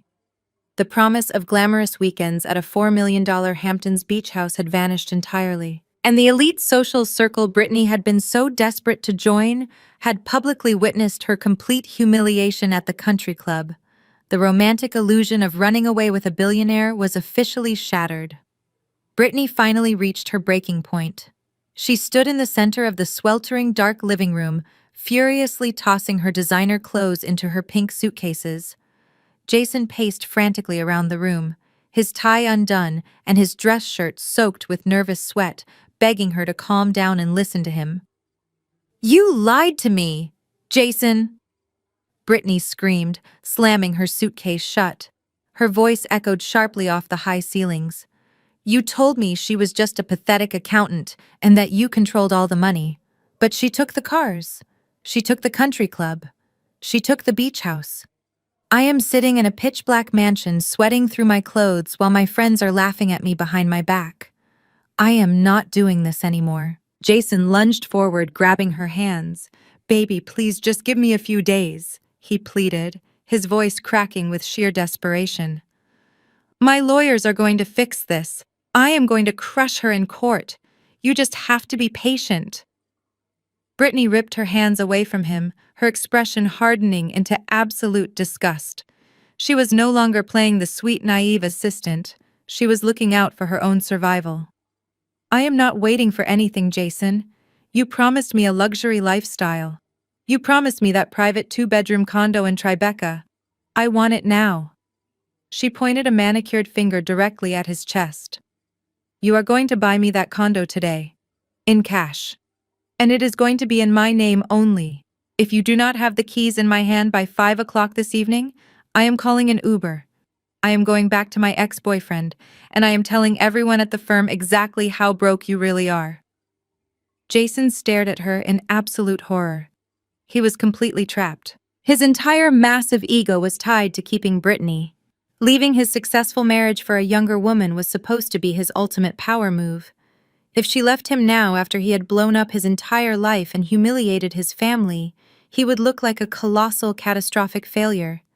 He simply could not let her walk out that door. Okay, Jason said, his breathing shallow and rapid. Okay, I will get the condo. I will get the cash today. Just do not leave. Unpack your bags. Brittany crossed her arms, a cold, triumphant smirk returning to her face. I will unpack when I see the keys, Jason. You have until 5. Jason ran out of the room and locked himself in his sweltering home office. He pulled out his laptop and frantically began checking his accounts. It was a completely futile effort. His traditional banking avenues were entirely dead. The $10 million expansion loan had been officially denied that morning because my signature was missing. His corporate accounts were heavily overdrawn, and his personal credit was completely frozen due to the pending litigation. No legitimate bank in the country would lend him a single dime. But Jason was a man driven by sheer blinding desperation, and desperate men make fatal mistakes. If the legitimate financial world would not touch him, he had to go entirely off the grid. He pulled out a burner phone he kept hidden in his desk drawer. He scrolled through the contacts until he found a number he had sworn he would never use. It belonged to a notoriously dangerous high-interest shadow lender who operated out of an underground network in the city. This was not a man who asked for credit scores or standard collateral. This was a man who demanded exorbitant weekly interest rates and enforced his contracts with brutal physical consequences. Jason dialed the number. He did not care about the terrifying interest rates or the massive danger he was putting himself in. He just needed the cash immediately to buy his mistress a condo and maintain his pathetic illusion of power. The line clicked open, and Jason, entirely out of legal options, made a deal with the absolute devil. Jason secured the physical cash by the end of the day. He purchased the private Tribeca condo, effectively buying Brittany's temporary silence and keeping his fragile ego intact. But making a deal with a shadow lender is like drinking poison to quench your thirst. The loan came with a catastrophic immediate balloon payment and an extortionate weekly interest rate. With his legitimate corporate accounts frozen by my federal injunction and his personal credit entirely destroyed, Jason realized he had absolutely no way to make the first payment. The men he borrowed from did not send angry emails or file civil lawsuits when they were ignored. They sent men with weapons. The terrifying reality of his situation finally broke him. He did the only thing he knew how to do when he was in real trouble. He ran crying to his mother. Later that evening, I was sitting on the plush velvet sofa in my penthouse suite, reviewing the final injunction paperwork Evelyn had prepared. My cell phone vibrated on the glass coffee table. The caller ID simply read, "Unknown number." I normally ignored restricted calls, but my instincts told me to answer. I picked up the phone and pressed it to my ear. "Natalie, it is." "Jamal," a hushed, tense voice said. "I am calling you from a prepaid burner phone I bought at a gas station. Rachel has been frantically checking my call logs all day, convinced I am secretly conspiring with you. She is not entirely wrong, I suppose." I smiled, leaning back against the cushions. "It is good to hear your voice, Jamal." What is happening on the sinking ship? Jamal let out a heavy, exhausted sigh. It is absolute chaos, Natalie. I was practically dragged to an emergency family meeting at Patricia's townhouse an hour ago. You completely broke him. Jason is entirely unraveled. He was pacing the floor openly, weeping like a terrified child. He confessed everything to Patricia and Rachel. He told them about the frozen accounts, the country club disaster, and the foreclosure on the Hamptons beach house. But that was not even the worst part of the meeting. I sat up straight, my forensic accountant instincts immediately kicking in. What did he do, Jamal? He told them he bought Brittany a private condo in Tribeca this afternoon. Jamal explained, his voice thick with absolute disgust. To get the cash, he went completely off the grid. He borrowed $2 million from a highly dangerous underground syndicate. He promised them a massive interest payment by the end of the week, but he has absolutely zero liquidity to cover it. The syndicate sent a representative to his office an hour before the family meeting. They told Jason that if he does not deliver the cash by Friday afternoon, they are going to permanently paralyze him. They know exactly where he lives, and they know exactly where his mother lives. A cold chill ran down my spine, quickly replaced by a surge of pure clinical adrenaline. Jason had officially crossed the line from corporate fraud into the criminal underworld. How did Patricia react? I asked, grabbing a notepad and my gold pen. She completely lost her mind, Jamal said. She slapped Jason across the face, screaming at him for risking the family's physical safety over a 23-year-old assistant. But she is still fiercely protective of her golden boy. She immediately started calling her personal bankers to try and secure an emergency line of credit to pay off the syndicate.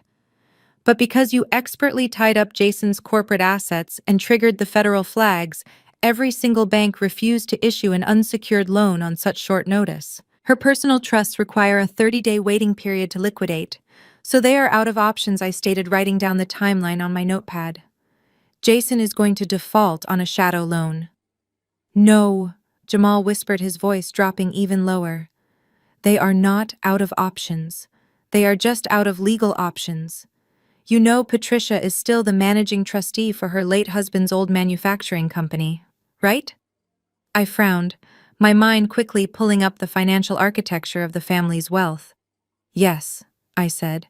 Jason's father left behind a mid-sized steel manufacturing plant in Ohio. Patricia sits on the executive board, but she does not own the liquid capital. She does not own it, Jamal agreed, but she has executive access to the company's employee pension fund.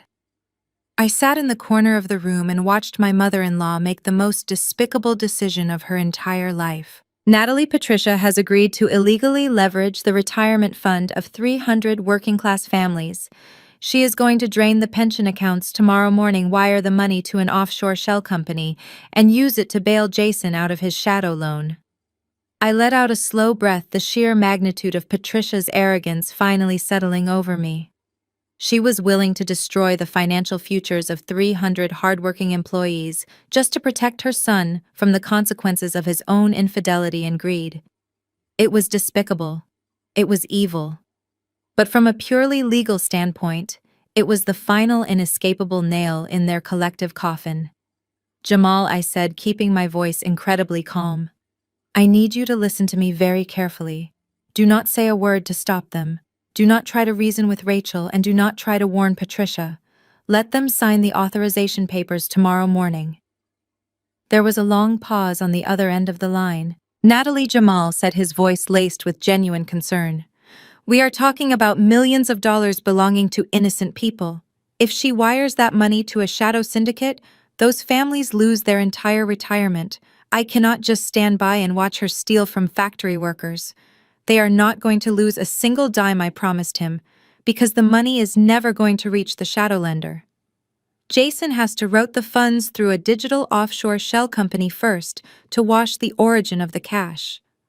The moment Patricia authorizes that initial wire transfer from a federally protected pension fund to an unregistered offshore entity, it ceases to be a family problem. It becomes a massive federal crime. I just need them to hit send. Jamal let out a sharp breath, finally understanding the true depth of the trap I had laid. You are going to freeze the transfer mid-transit. Exactly, I said. Just keep your head down, Jamal. Let them think they have won. I will handle the rest. I hung up the burner phone and immediately opened my laptop. I did not sleep that night. I spent the next 8 hours building a customized digital surveillance net. Because I had previously audited Jason's father's manufacturing company during our marriage, I already knew the exact routing numbers and institutional identifiers for the employee pension trust. I linked my forensic software to the global banking transaction registry, setting up an alert system that would trigger the second a massive withdrawal was initiated from those specific accounts. By 8 o'clock the next morning, my penthouse suite looked like a high-tech command center. I had 3 monitors running simultaneously, displaying lines of financial data and real-time banking nodes. I was wearing a comfortable silk robe, sipping my 3rd cup of black coffee, and waiting for the elite banking branches to open their doors for the day. At exactly 9:15, the first alert flashed bright red across my center monitor. Patricia had not wasted any time. She had walked right into her private bank, leveraged her executive authority, and bypassed the standard security protocols, using her status as the widow of the company founder. My software tracked the initial movement. $2.5 million was suddenly liquidated from the primary pension holding account. I watched the screen intently, my heart beating in a steady, calculated rhythm. The money sat in a temporary holding queue for exactly 4 minutes. Jason and Patricia were probably standing in the bank manager's office, holding their breath, waiting for the clearance. Then suddenly, the digital dam broke. The funds began to move. But Patricia did not send the money directly to Jason's domestic accounts, because she knew those were currently locked down by my federal injunction. Instead, she followed Jason's desperate instructions. She initiated an international wire transfer routing the stolen pension money toward a numbered shell account located in the Cayman Islands. It was the exact same offshore account Jason had been using to hide our marital assets. They were so completely blinded by their utter panic that they entirely ignored the most basic rule of modern global corporate finance. You cannot secretly move millions of dollars across international borders in the digital age. Every single transaction leaves a permanent, glowing electronic footprint. The bright blue progress bar on my computer screen filled rapidly as the global banking network processed the massive international wire. I waited until the absolute final confirmation node turned green.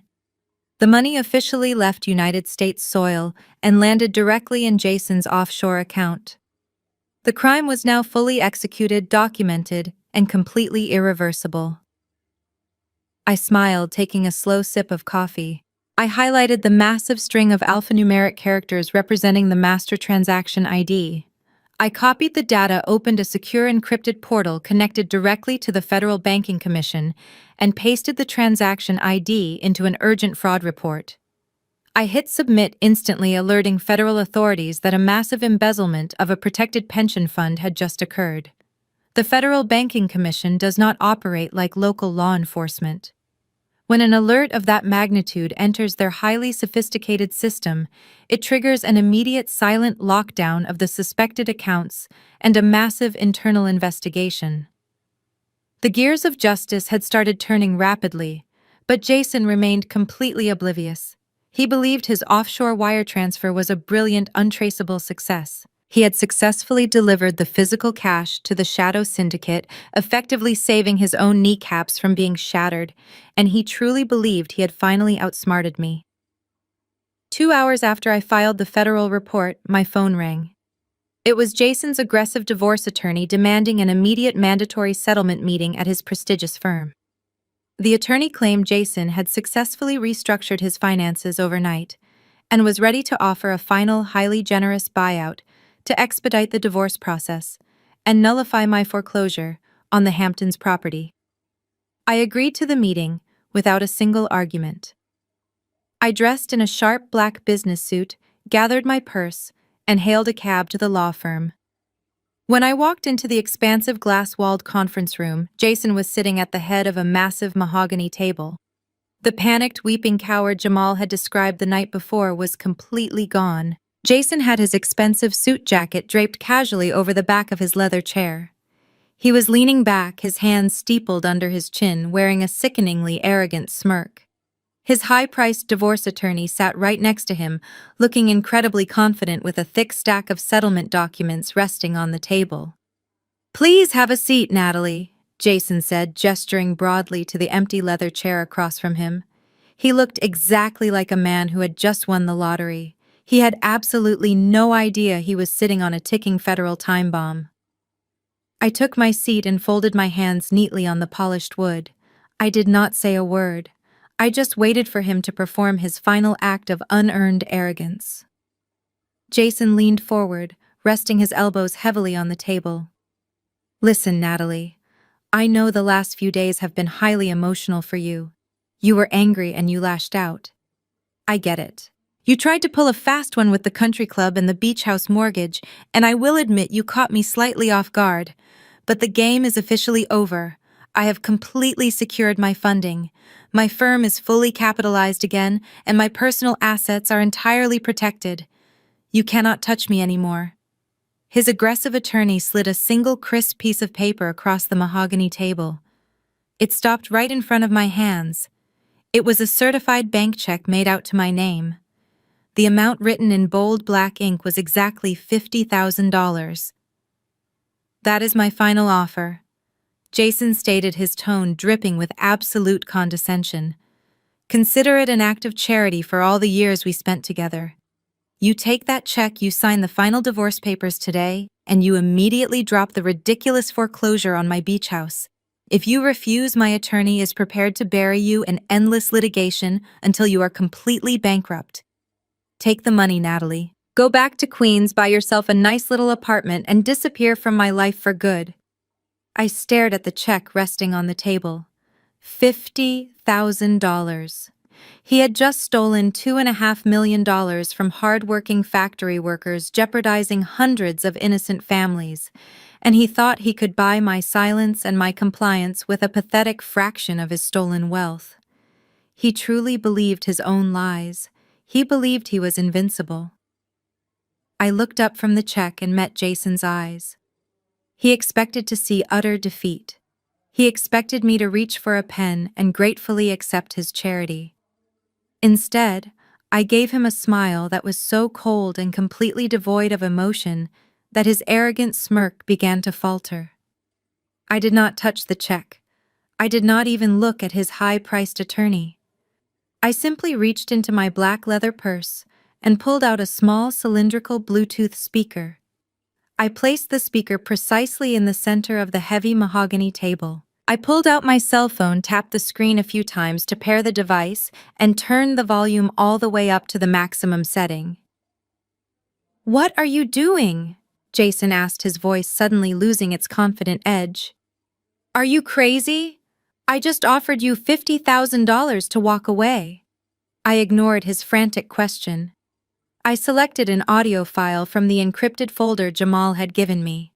I looked Jason dead in the eyes, resting my finger hovering over the screen. "Keep your charity, Jason," I said quietly. "I think you are going to need it much more than I do." I pressed play.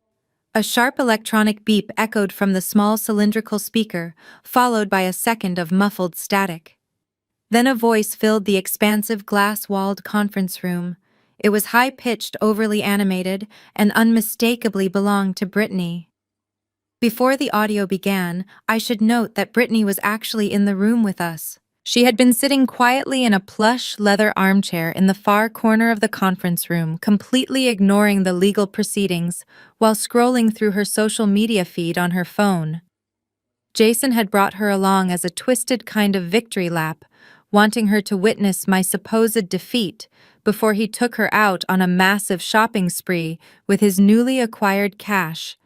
Now she froze, her perfectly manicured finger hovering over her glowing phone screen. The audio recording was crystal clear, captured flawlessly by the hidden security microphone Jamal had wired into the master bedroom of the estate.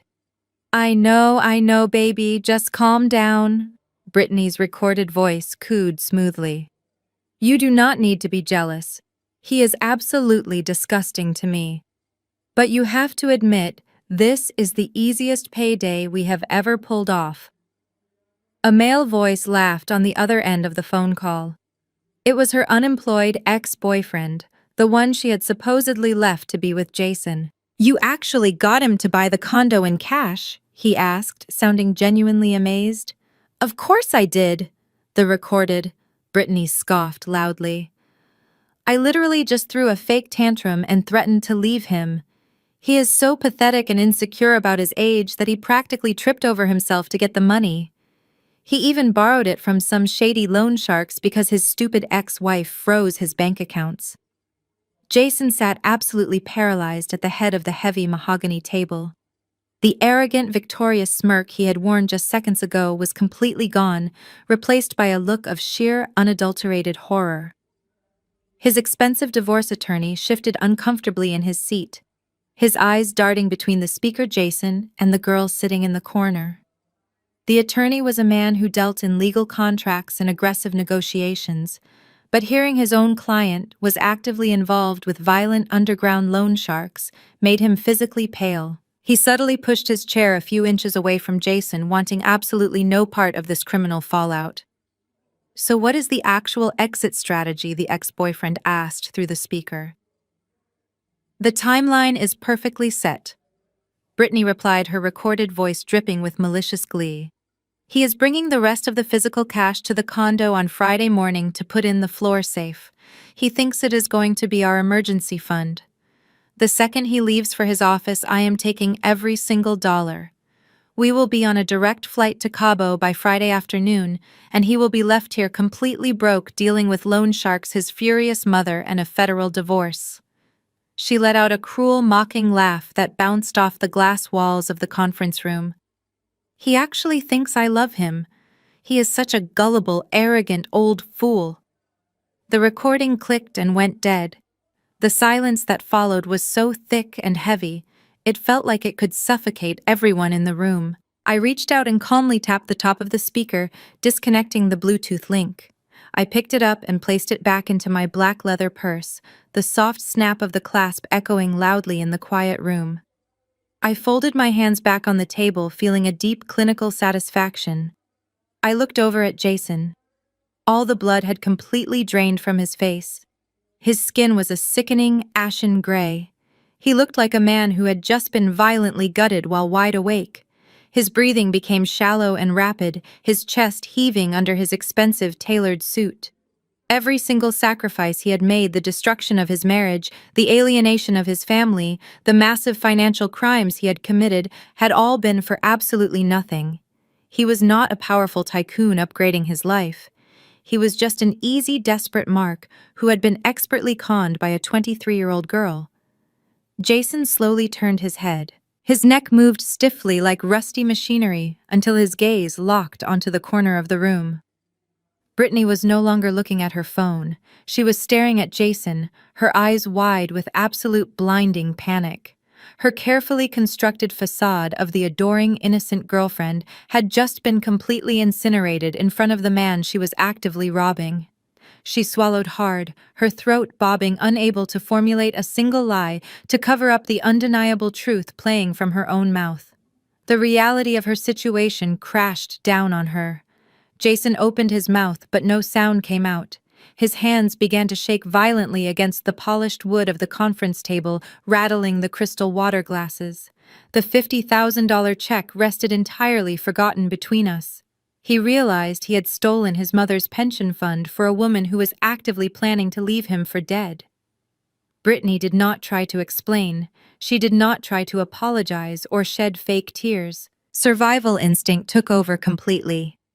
She dropped her expensive cell phone onto the carpeted floor, leaped out of the plush leather armchair, and sprinted frantically toward the heavy glass doors of the conference room, desperately trying to run away. Brittany did not make it to the hallway.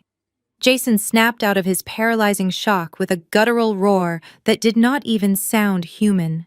He lunged out of his leather chair, his expensive shoes slipping slightly on the polished floor, and tackled the heavy glass doors just as Brittany grabbed the stainless steel handle.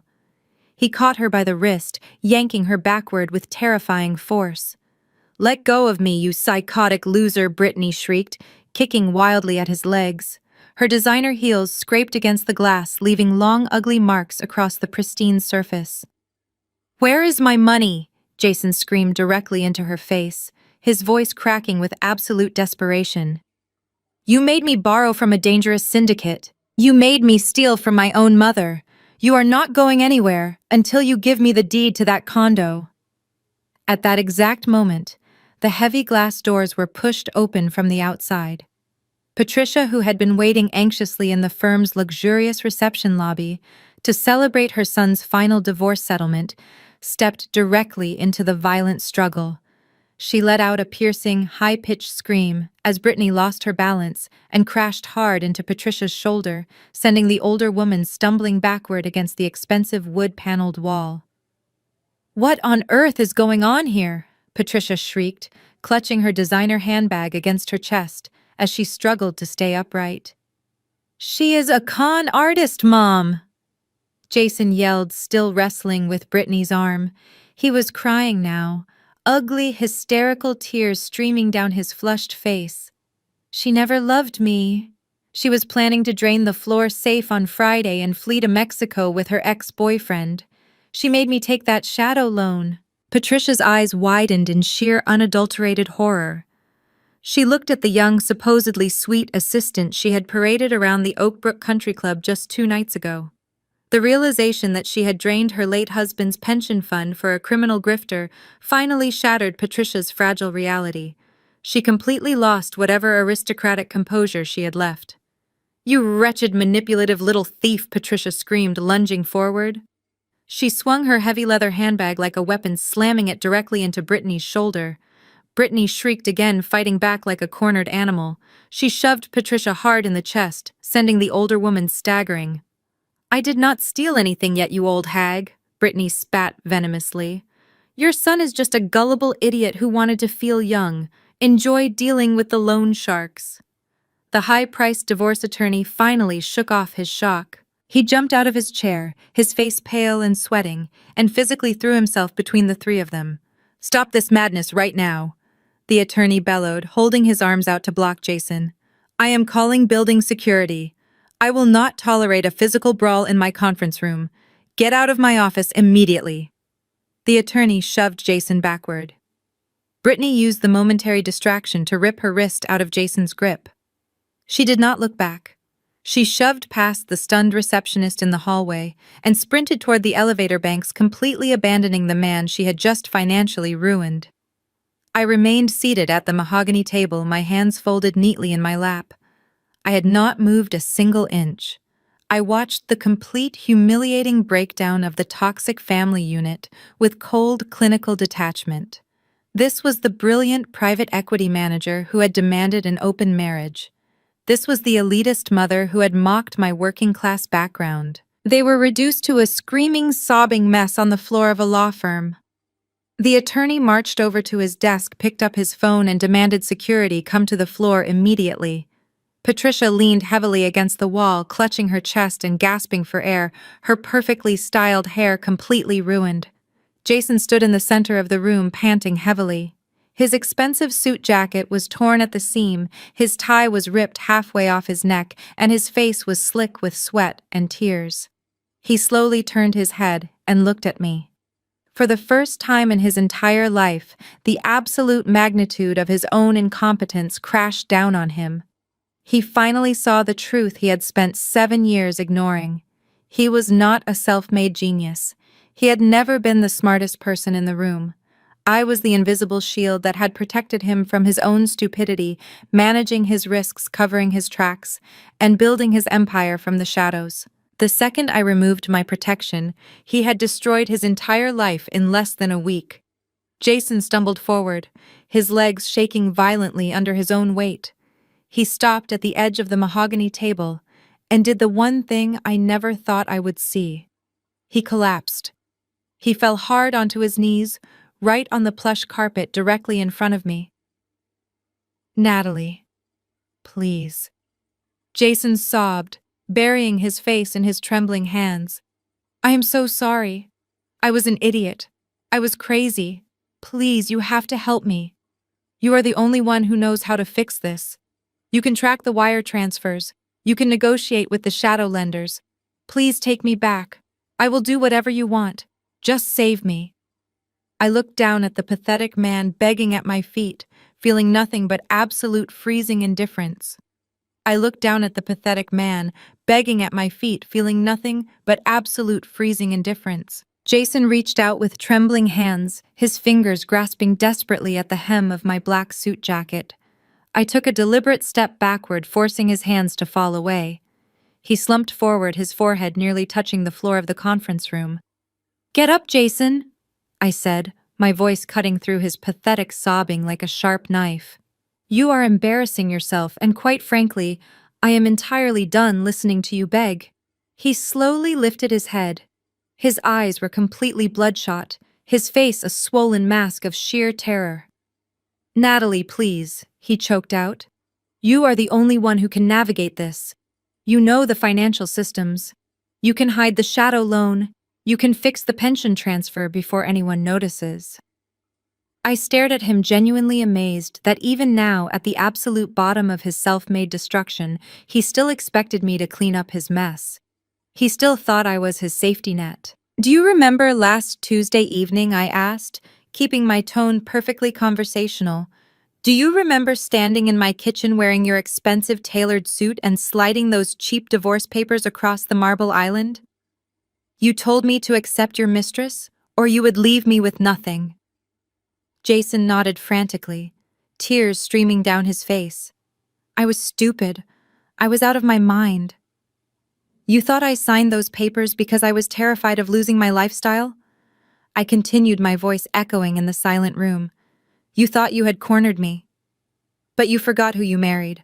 I am a forensic accountant. I spend my entire life tracking financial criminals. The second you demanded a divorce, I knew exactly what you were planning. I knew you were going to try and drain our joint accounts and hide the money offshore."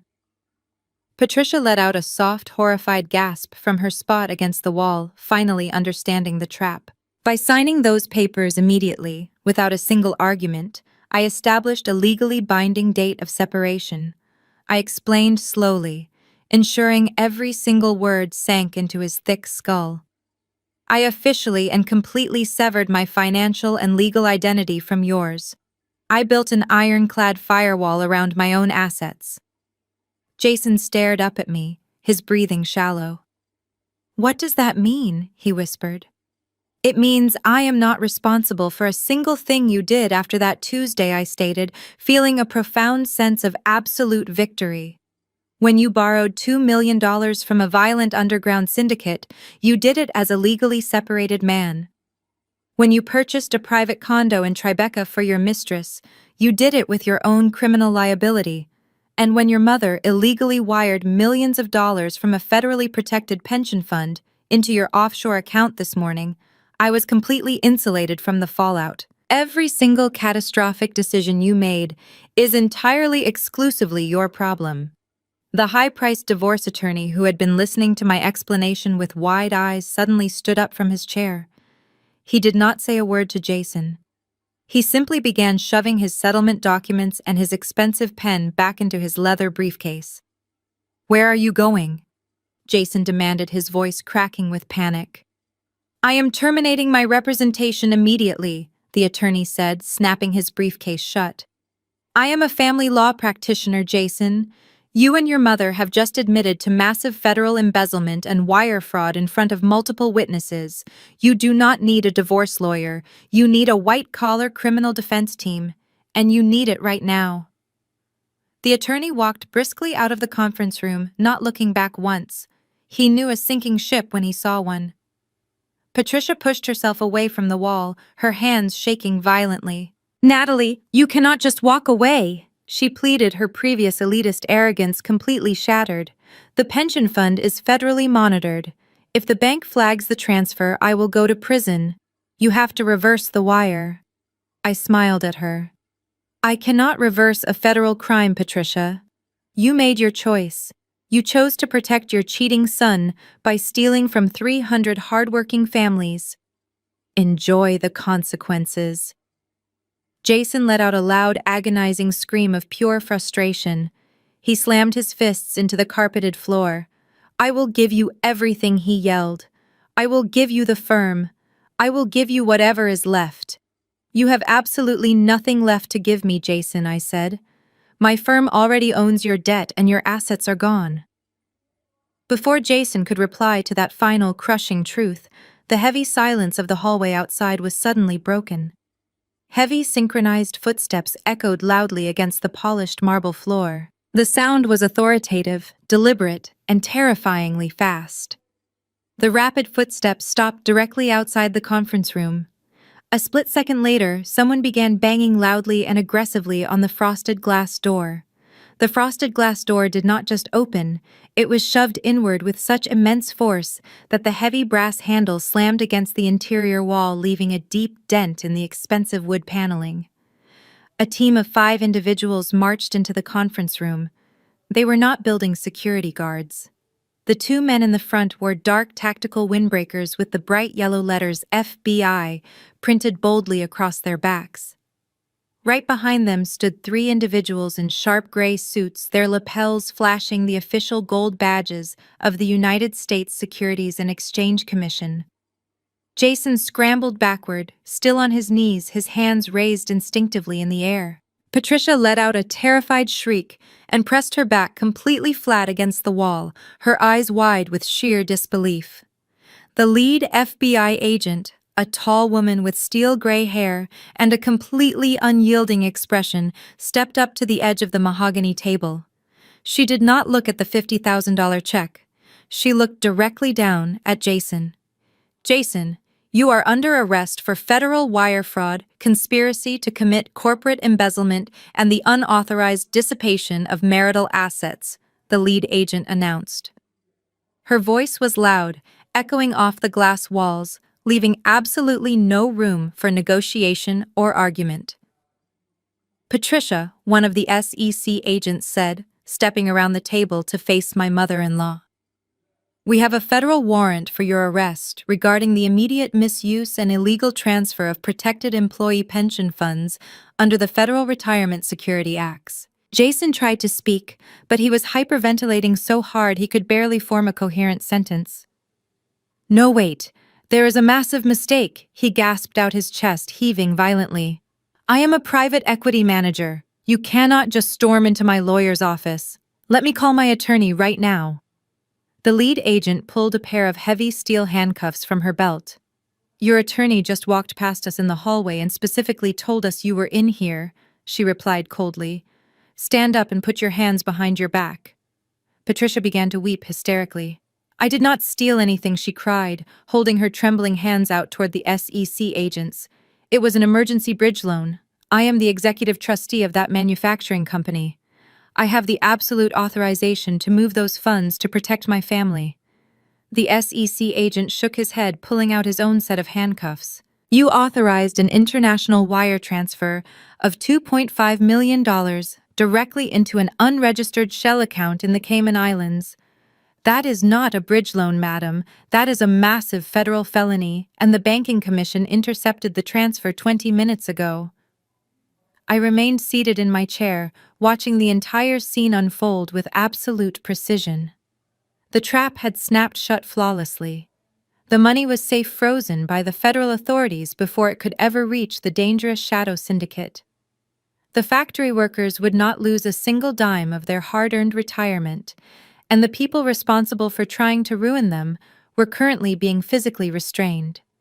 An FBI agent grabbed Jason by the arms, hauling him up from the plush carpet.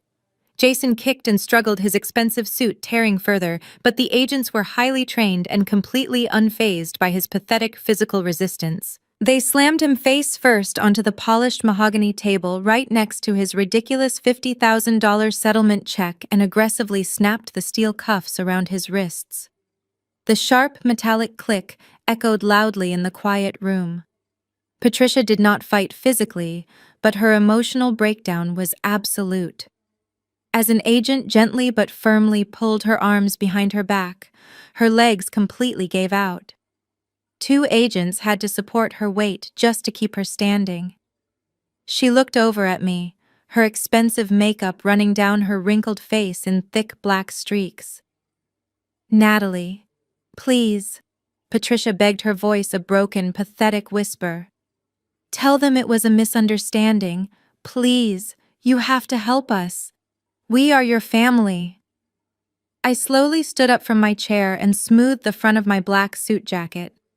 I picked up my black leather purse and slung it over my shoulder. I looked at the woman who had mocked my background for 7 years, and the man who had tried to leave me with absolutely nothing. I did tell them. "Patricia," I replied calmly, my voice steady and completely devoid of any pity. "I am the federal informant who filed the official report against you both this morning. You have the right to remain silent, and I highly suggest you start using it immediately, because your massive criminal nightmare is only just beginning right now. Goodbye, Jason." As the words left my mouth, Jason squeezed his eyes shut and let his head drop heavily against the polished mahogany wood. A low, pathetic groan escaped his throat. The lead FBI agent stepped around his cuffed body, her eyes shifting from the crying man on the table directly to me. She pulled a small digital recorder from her tactical windbreaker, pressing a button on the side. "We received your expedited encrypted file this morning, Natalie," the lead agent said, her tone shifting from aggressive to completely professional. "The Banking Commission flagged the offshore transfer precisely as your digital net predicted. But we need you to walk us through the origin timeline. We need the physical paper trail linking his private equity firm to the forged documents you submitted." I nodded, reaching into my black leather purse. I bypassed my car keys and my wallet, pulling out a thick, meticulously organized binder. I set it down on the table right next to Jason's face. He flinched at the loud thud, but did not open his eyes. "This binder contains the complete unredacted financial autopsy of his entire operation," I explained smoothly.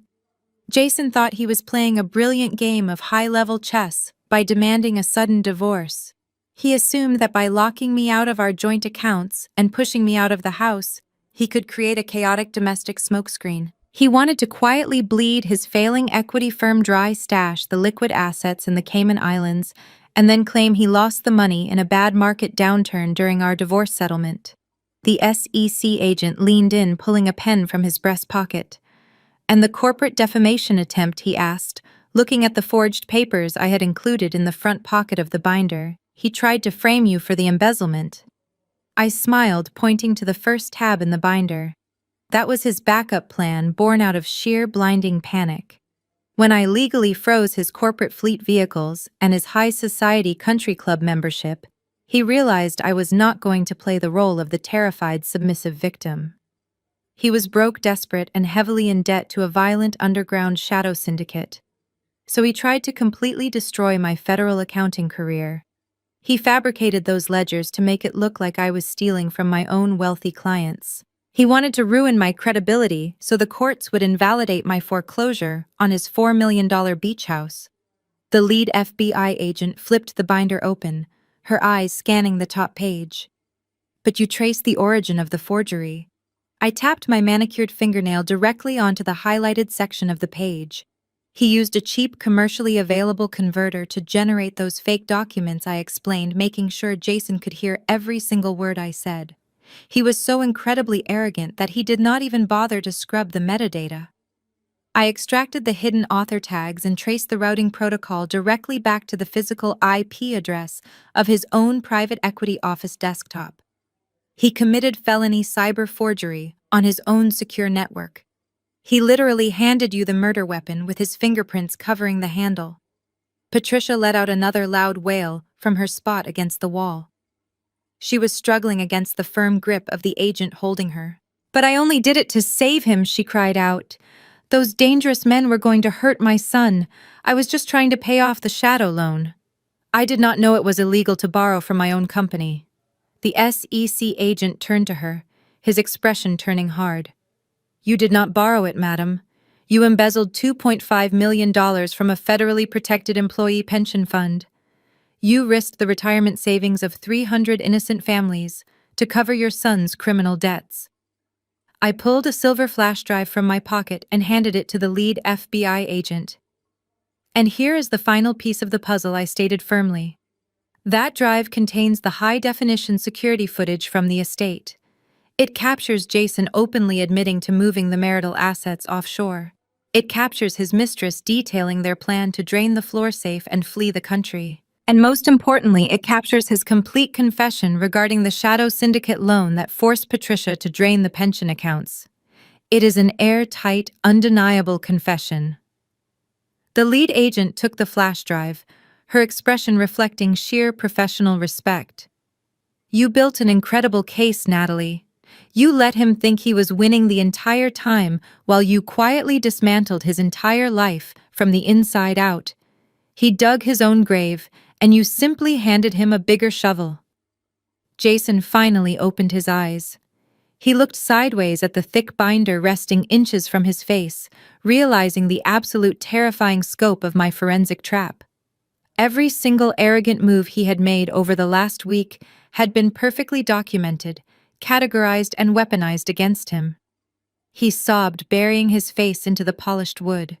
His power was officially dead, and the reality of federal prison was staring him right in the face. The lead FBI agent grabbed Jason by the back of his torn suit collar and hauled him fully upright.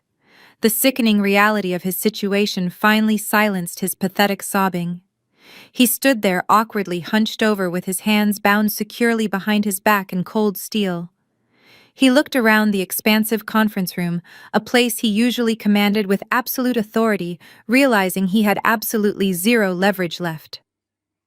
He opened his mouth perhaps to offer the agents a bribe or to throw his mother under the bus, but the lead agent completely ignored him and began reciting his Miranda rights in a flat clinical tone. Across the room, Patricia was still fighting a losing battle against the truth.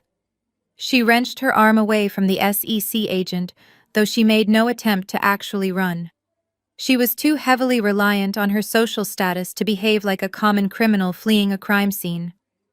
Her entire life had been built on maintaining the illusion of aristocratic superiority. She had hosted charity galas, dictated country club etiquette, and judged the morality of everyone around her. I am a victim in all of this, Patricia shrieked, her voice echoing shrilly off the glass walls. My son lied to me. He told me his private equity firm was just experiencing a temporary liquidity crisis. I had no idea the money was going to an offshore shell account. You cannot hold a grieving widow responsible for a desperate mistake. The SEC agent did not show a single ounce of sympathy. He calmly reached into his own leather briefcase and pulled out a crisp color copy of the wire transfer authorization form. He held it up right in front of Patricia's tear-stained face. Madam, ignorance of the law is not a valid legal defense, the agent stated firmly. Especially not when you hold an executive fiduciary duty. You are the sole managing trustee of the pension fund.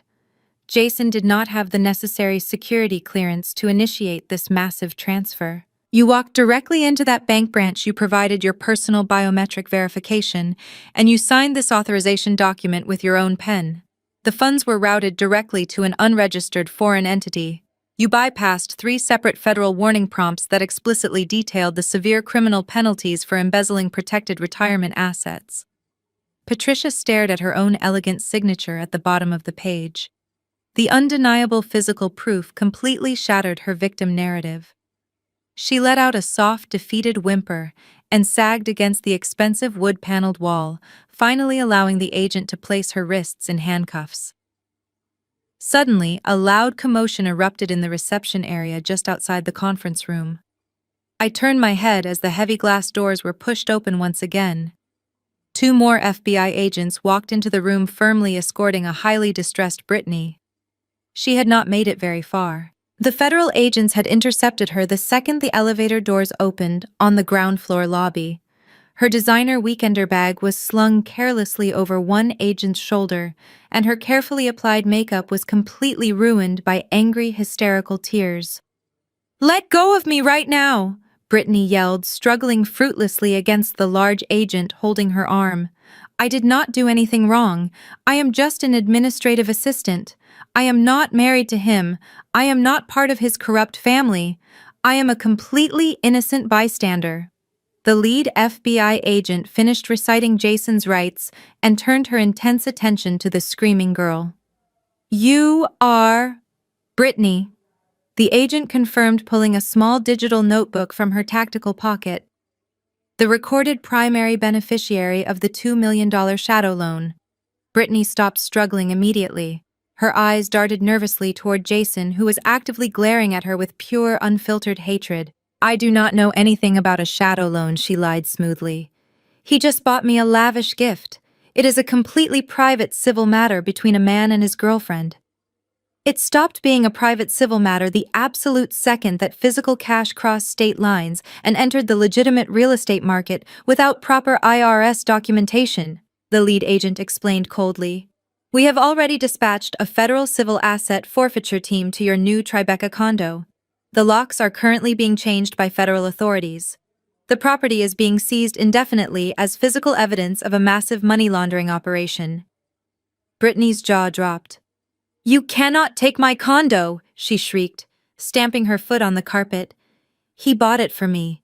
The deed is strictly in my name alone. It is my personal property.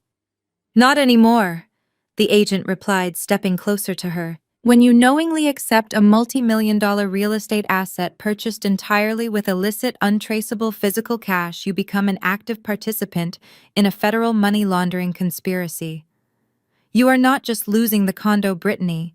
We are freezing your personal bank account, seizing your passport, and bringing you in for formal questioning.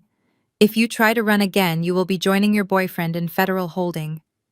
Brittany collapsed into a nearby chair, burying her face in her hands, realizing her quick payday had just cost her absolutely everything. The lead FBI agent signaled to her team, and the physical removal of my former family officially began.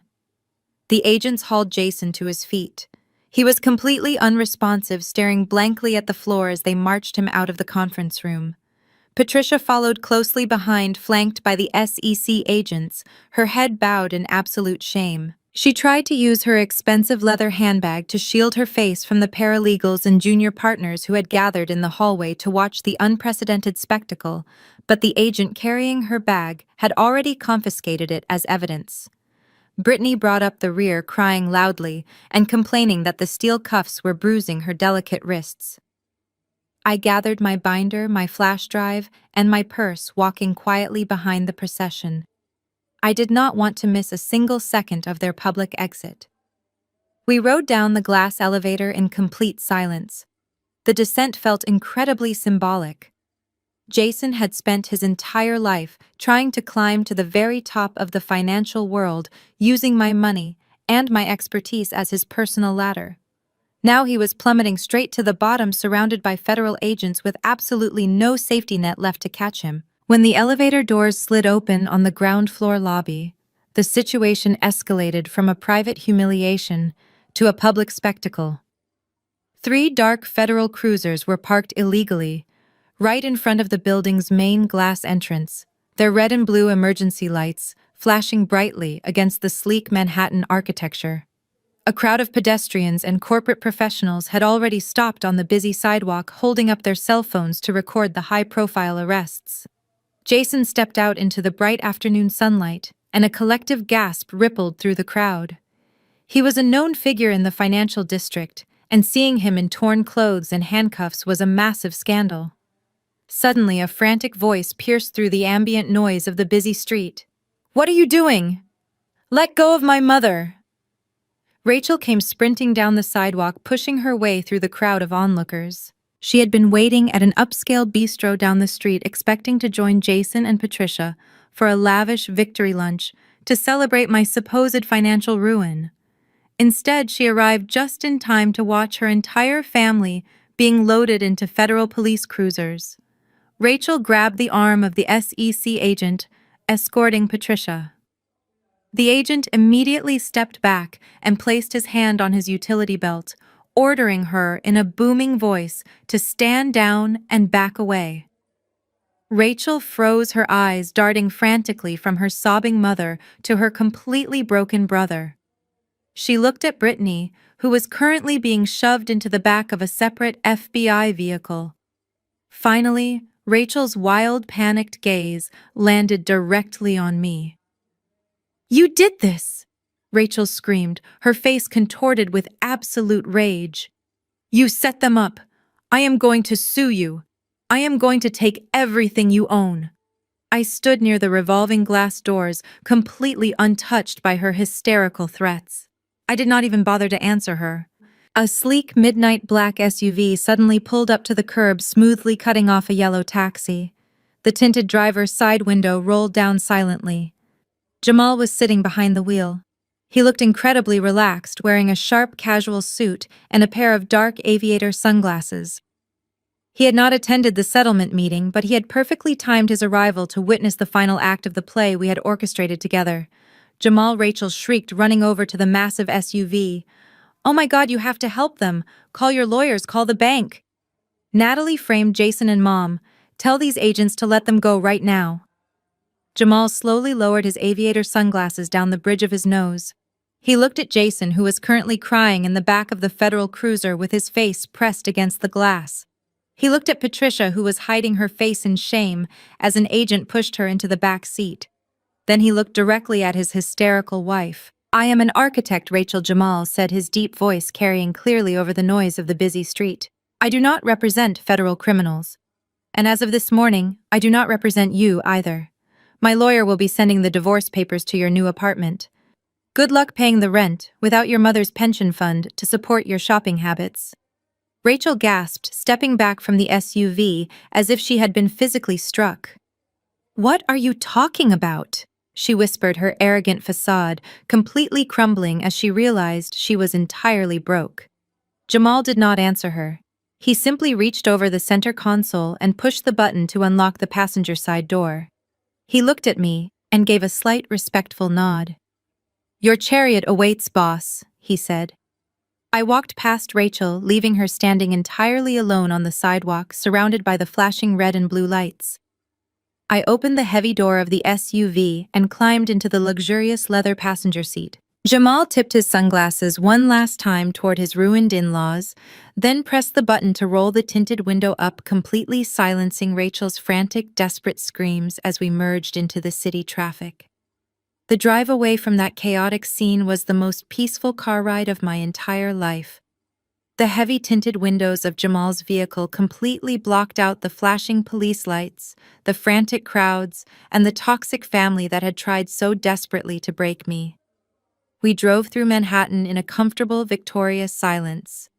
The federal indictments hit the major news networks the very next morning. The scandal was massive, ruthless, and entirely inescapable. 6 months have passed since that incredible afternoon, and the landscape of my life looks completely different. Today I am sitting in a massive leather chair behind a beautiful custom oak desk in my new executive office.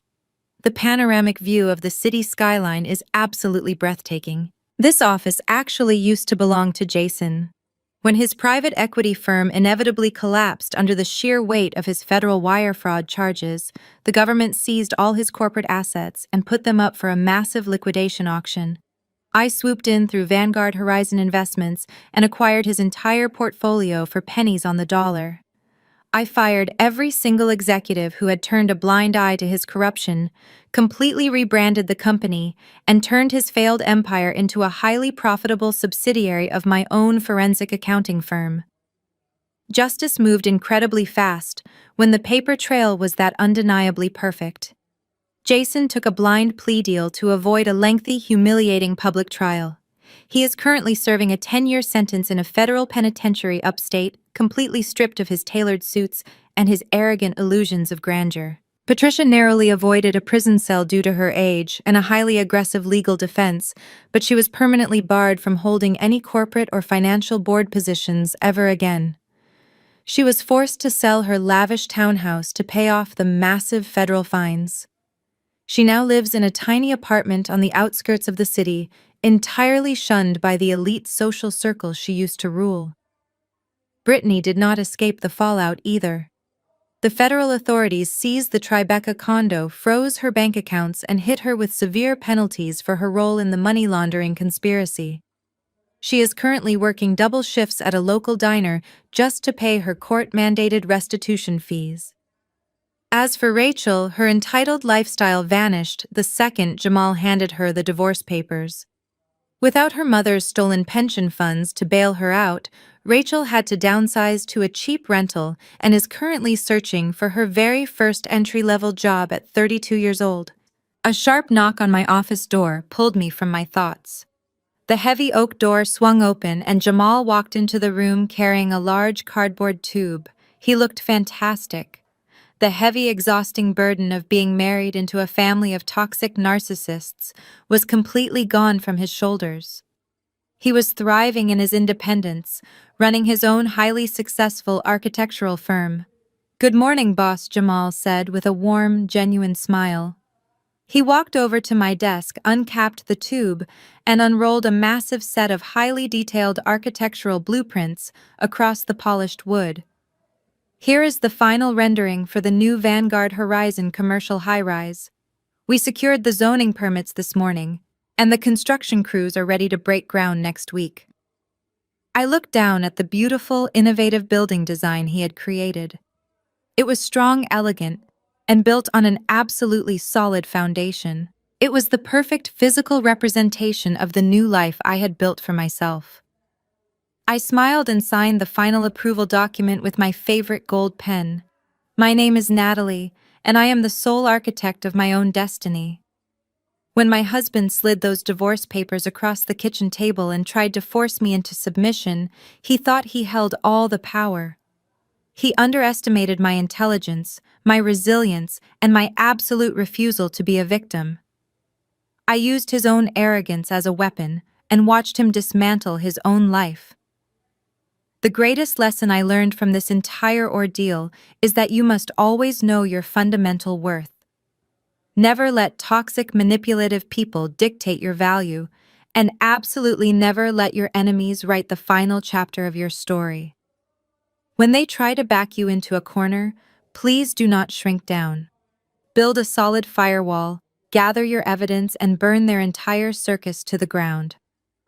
Thank you so much for taking the time to watch my story today. If you enjoyed this journey of ultimate karma, please leave a comment below, hit the like button, and subscribe to the channel for more powerful stories. Remember, your peace of mind is always worth fighting for every day. In Natalie's gripping story of betrayal and triumph, the most profound takeaway isn't just the satisfaction of a perfectly executed payback, it is the incredible power of emotional detachment and quiet preparation when facing toxic manipulation. Throughout the narrative, Jason and his family relied heavily on theatrical cruelty. They used intimidation, public humiliation, and financial threats to try and force Natalie into a corner. Manipulative individuals often thrive on emotional chaos. They expect you to react with panic tears or desperate negotiation because your emotional reaction is what gives them control. They weaponize your feelings to keep you off balance. Natalie's victory came from stripping the emotion entirely out of the equation. She leaned on hard facts, legal boundaries, and meticulous preparation. When her husband slid the divorce papers across the kitchen table as a scare tactic, she didn't beg or break down. She simply signed them instantly, severing his legal power over her. She recognized his bluff and responded with clinical, devastating precision. Instead of fighting him with screaming matches, she allowed his own arrogance and greed to become the very tools of his destruction. The lesson here is deeply applicable to our own lives. When dealing with toxic or manipulative people, whether in a romantic relationship, a difficult family dynamic, or a toxic workplace, your greatest armor is maintaining your composure and deeply knowing your fundamental worth. You never have to match their volume or sink into their manufactured drama. Instead, focus on building your independence, understanding your boundaries, and protecting your peace. True strength does not roar. It observes, prepares, and acts with undeniable clarity. Take a moment today to evaluate the boundaries in your own life and commit to walking away from any table where respect is no longer being served.